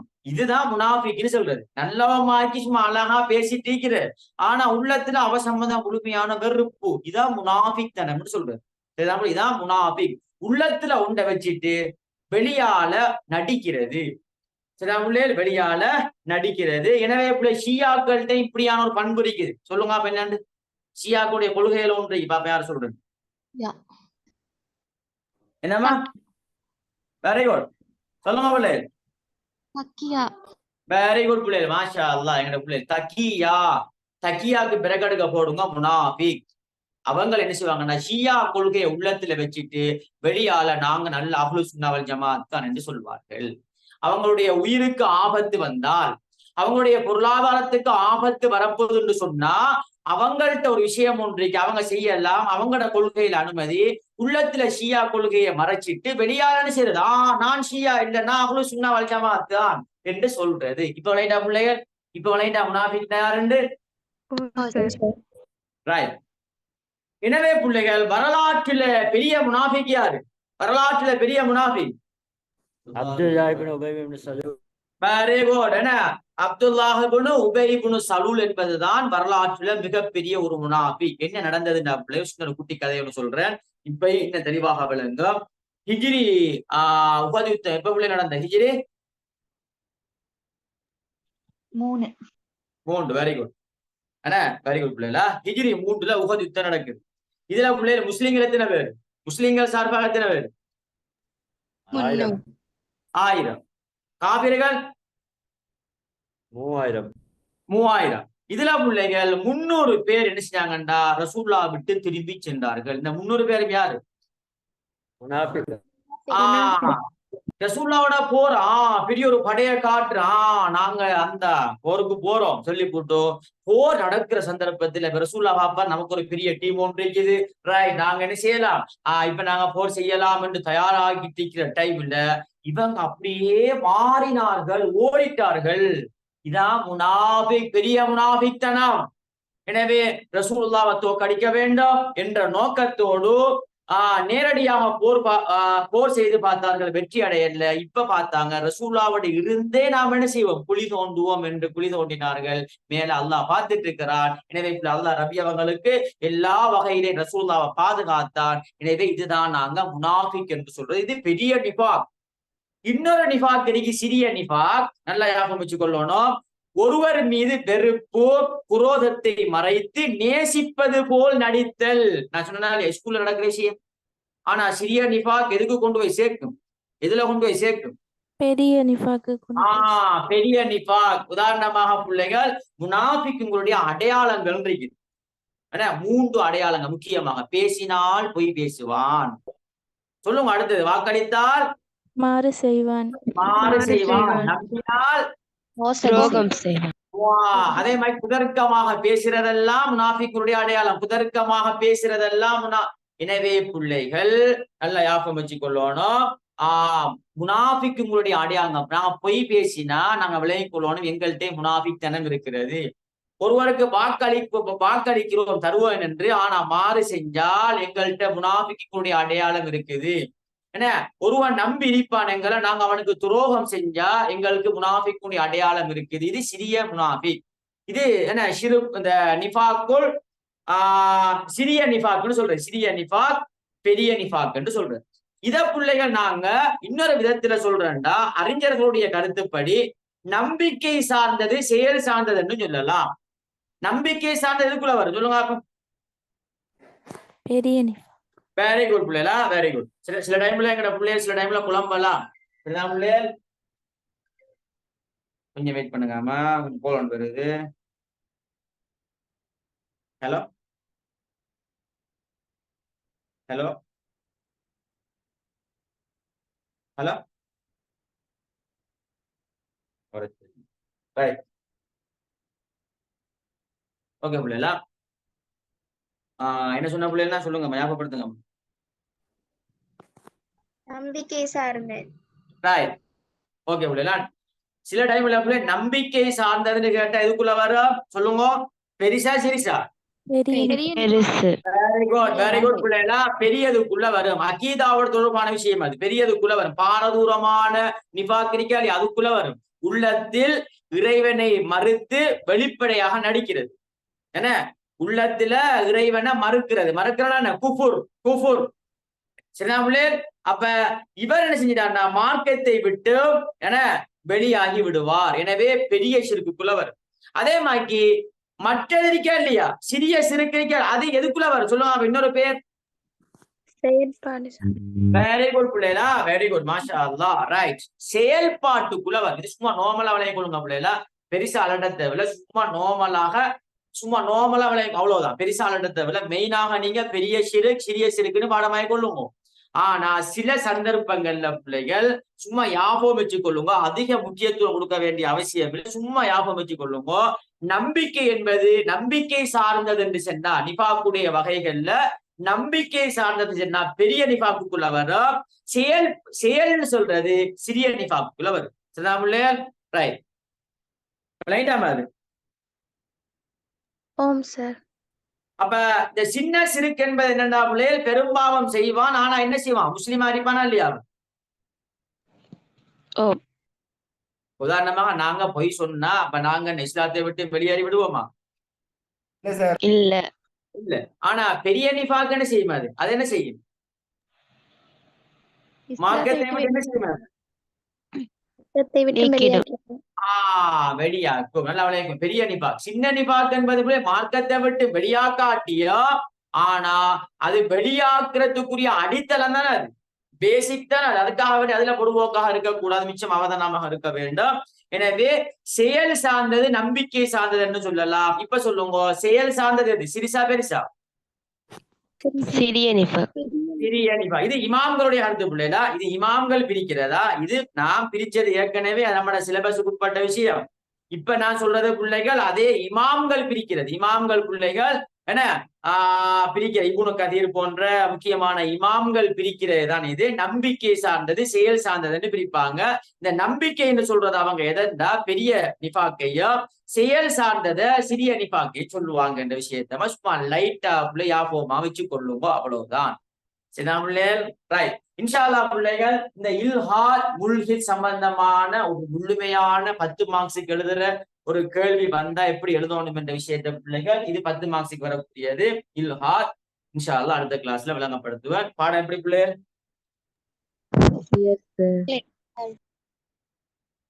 கிளியராமா? ஓகே பிள்ளைகளா, துவா செஞ்சு கொள்ளுங்க. அப்படி இன்ஷா அல்லாஹ் நாளைக்கு கிளாஸ் நடக்காது பிள்ளைகள். நாளைக்குமா ஃபுல் இன்னைக்கு இந்த நிறைய சிலபஸ்கள் முடிக்க இருக்குது. நிறைய கிளாஸ்கள் இருக்குமா போக வேண்டி இருக்குது. சனி ஞாயிறுல வெளியூருக்கு போறேன். அப்ப அதால பிள்ளைகள் இந்த ஊர்ல நிறைய கிளாஸ்களுமா என்ன பதில கொஞ்சம் கொஞ்சம் சிலபஸ்கள் இருக்கு முடிக்க, அதை கொஞ்சம் நாளைக்கு கிளியர் பண்ணணும். அதே மாதிரி பிரேயர் கிளாஸையும் ஸ்டார்ட் பண்ணணும். எங்களோட பிரேயர் கிளாஸ் பிள்ளைகள் ரைட். உங்களுக்குமா டைம் டேபிள் இன்ஷால்லா இனி அனுப்பு. ஏன்டா பிள்ளை நாளைக்கு நான் இன்ஷால்லா பிரேயர் கிளாஸை ஸ்டார்ட் பண்றேன். வெஜிதிஹாத் அதே மாதிரி அங்கால என்ன இஸ்லாமிய நாகரிகத்துக்கு ஜிதிஹாத், இஸ்லாத்துக்கு ஹதீஸ், அங்கால 2024ஆம் ஆண்டு பெஜிக் இஸ்லாமிய நாகரிக சிற்றரசுகள், திரும்ப இங்கால பிள்ளைகள் இப்படி என்ன எல்லா பெஜியும் கிளாஸை ஸ்டார்ட் பண்ண போறேன். இப்ப அதனால உங்களுக்கு டைம் டேபிள் கொண்டு வரும். கிழமைக்கு பிள்ளைகள் 3 கிளாஸ் போடுவேன். சில பிள்ளைகள் திரும்ப இடையிலாம ஒரு கிளாஸ் உங்களுக்கு இன்ஃபார்ம் பண்ணி போடுவேன். 4 கிளாஸ் செய்வேன். நான் ஒபிசியலா 3 கிளாஸ் போடுவேன். அதுக்கு இன்ஃபார்மான டைம். இடையில பிள்ளை எனக்கு டைம் கிடைக்கிற டைம்ல ஒரு கிளாஸ் ஒண்ணுமா இன்ஷால்லா போடுவோம் பிள்ளைகளா. சரியா பிள்ளை? சார் நாளாண்டுக்கு எத்தனை மணி கிளாஸ் தொடங்கும்? நாளை அண்டைக்கு இன்ஷால்லா நான் டைம் டேபிள் ஒன்று போடுவேன். நாளை அண்டைக்கு இன்ஷால்லா டைம் டேபிள் ஒன்று போட்டேன்னா நீங்க சுபோக்கு வரும். சுபோக்கு கிளாஸுக்கு வரணும், ஈவினிங் கிளாஸுக்கு கொண்டு வரணும், நைட் கிளாஸுக்கு கொண்டு வர. சரியா? சரி சார். ரைட். எல்லாரும் சுபோ கிளம்புறானே சொல்லுங்க எங்கட பிள்ளைகளே. ஓ சார். ரைட். எங்கட பிள்ளைகள் என்ன ரைட். அப்ப சுபோக்கு பிள்ளைய 5:15 பிள்ளைல சுபோக்கு 5:15 இருந்து 6:15 1 hour கிளாஸ் தான் பிள்ளையா. நான் இப்ப செய்யறதெல்லாம் கிட்டத்தட்ட 2 hour கிளாஸ். எல்லா பிள்ளைய சுபோவுக்கு மட்டும் 1 மணி நேரம் செய்யும். ஏண்டா பிள்ளைகள் ஸ்கூலுக்கு போற பிள்ளைகள் இருக்குது. பதால பிள்ளைகள் 6:15 முடிச்சுக்கோ 1 hour கிளாஸ். இப்ப செய்யறது பிள்ளைகள் அது என்ன கிட்டத்தட்ட 1.5 மணி நேரம் 2 மணி நேரம் கிளாஸா இருக்கும். சரியாமா? ஓகே பிள்ளைகளா. ஓகே பிள்ளை. அப்ப போயிட்டு வராம அன்னைக்கு இப்ப பாடம் பிள்ளைல இஸ்லாமிய நாகரிக பிள்ளைக்கு எத்தனை டைம் 8:20 என்ன 8:30 பிள்ளை இஸ்லாமிய நாகரிக பிள்ளைகளுக்கு செமினார். ரைட். இப்ப இதை முடிச்சிட்டு பிள்ளைகள் அடுத்ததை ஸ்டார்ட் பண்ணணும். ரைட். ஓகேம்மா. கட்டாயம் பிள்ளைகள் துவா செஞ்சு கொள்ளுங்க. உங்களோட துவா கட்டாயம் பிள்ளைகளா. கட்டாயம் துவா செஞ்சு கொள்ளுங்க பிள்ளைகள். சேர் நோய் இல்லாம ஆரோக்கியமாக என்ன இருக்கிற ஏதாவது நோய்கள் இருந்தா அப்படியே இல்லாம போய்விட வேண்டும் என்று கட்டாயம் துவா செஞ்சு கொள்ளுங்க பிள்ளைகளா. நல்லா பாதுகாக்கணும். ஒன்று நடந்தா அவ்வளவுதாங்கிற பிள்ளைகள் என்ன ரைட். சரியா? சரி சார். ஜஸாக்கல்லாஹ் ஹைர். ஓகேம்மா. ஓகே. ஜஸாக்கல்லாஹ் ஹைர் பிள்ளை. நல்லா துவா செஞ்சு கொள்ளுங்கம்மா. சரியா பிள்ளை? ஓகே. சந்திப்போம் பிள்ளைகளா இன்ஷா அல்லாஹ். நாளைக்கு நாளை மறுதினம் நாளைக்கு இல்ல பிள்ளைகளா கிளாஸ் நாளைக்கு இல்லாம ரெக்கார்டிங் நான் போடுவேன். அவசரமாக ரெக்கார்டிங்க கேட்டுக்கொள்ளுங்க. நாளைக்கு கிட்டத்தட்ட 5 கிளாஸ் முடிஞ்சு சரிதா பிள்ளைகள் ரைட். அப்ப 5 கிளாஸ் அது 10 கிளாஸுக்கு சமம். பிரைவேட் கிளாஸ் என்ன கிட்டத்தட்ட 1.5 மணி நேரம் 2 மணி நேரம் கிளாஸ் செய்யற ஒரு கிளாஸ். எனவே பிள்ளை நல்லா படிங்கோ. ரெக்கார்டிங்க போடுறேன். அவசரமாக பழைய ரெக்கார்டிங் எல்லாம் வேலை செய்து கேளுங்கோ. சரிதா பிள்ளைகள் ரைட். சந்திப்போம். அஸ்ஸலாமு அலைக்கும் வரஹ்மத்துல்லாஹி வபரகாத்துஹு. வலைக்கும் சலாம் சார். ஓகே.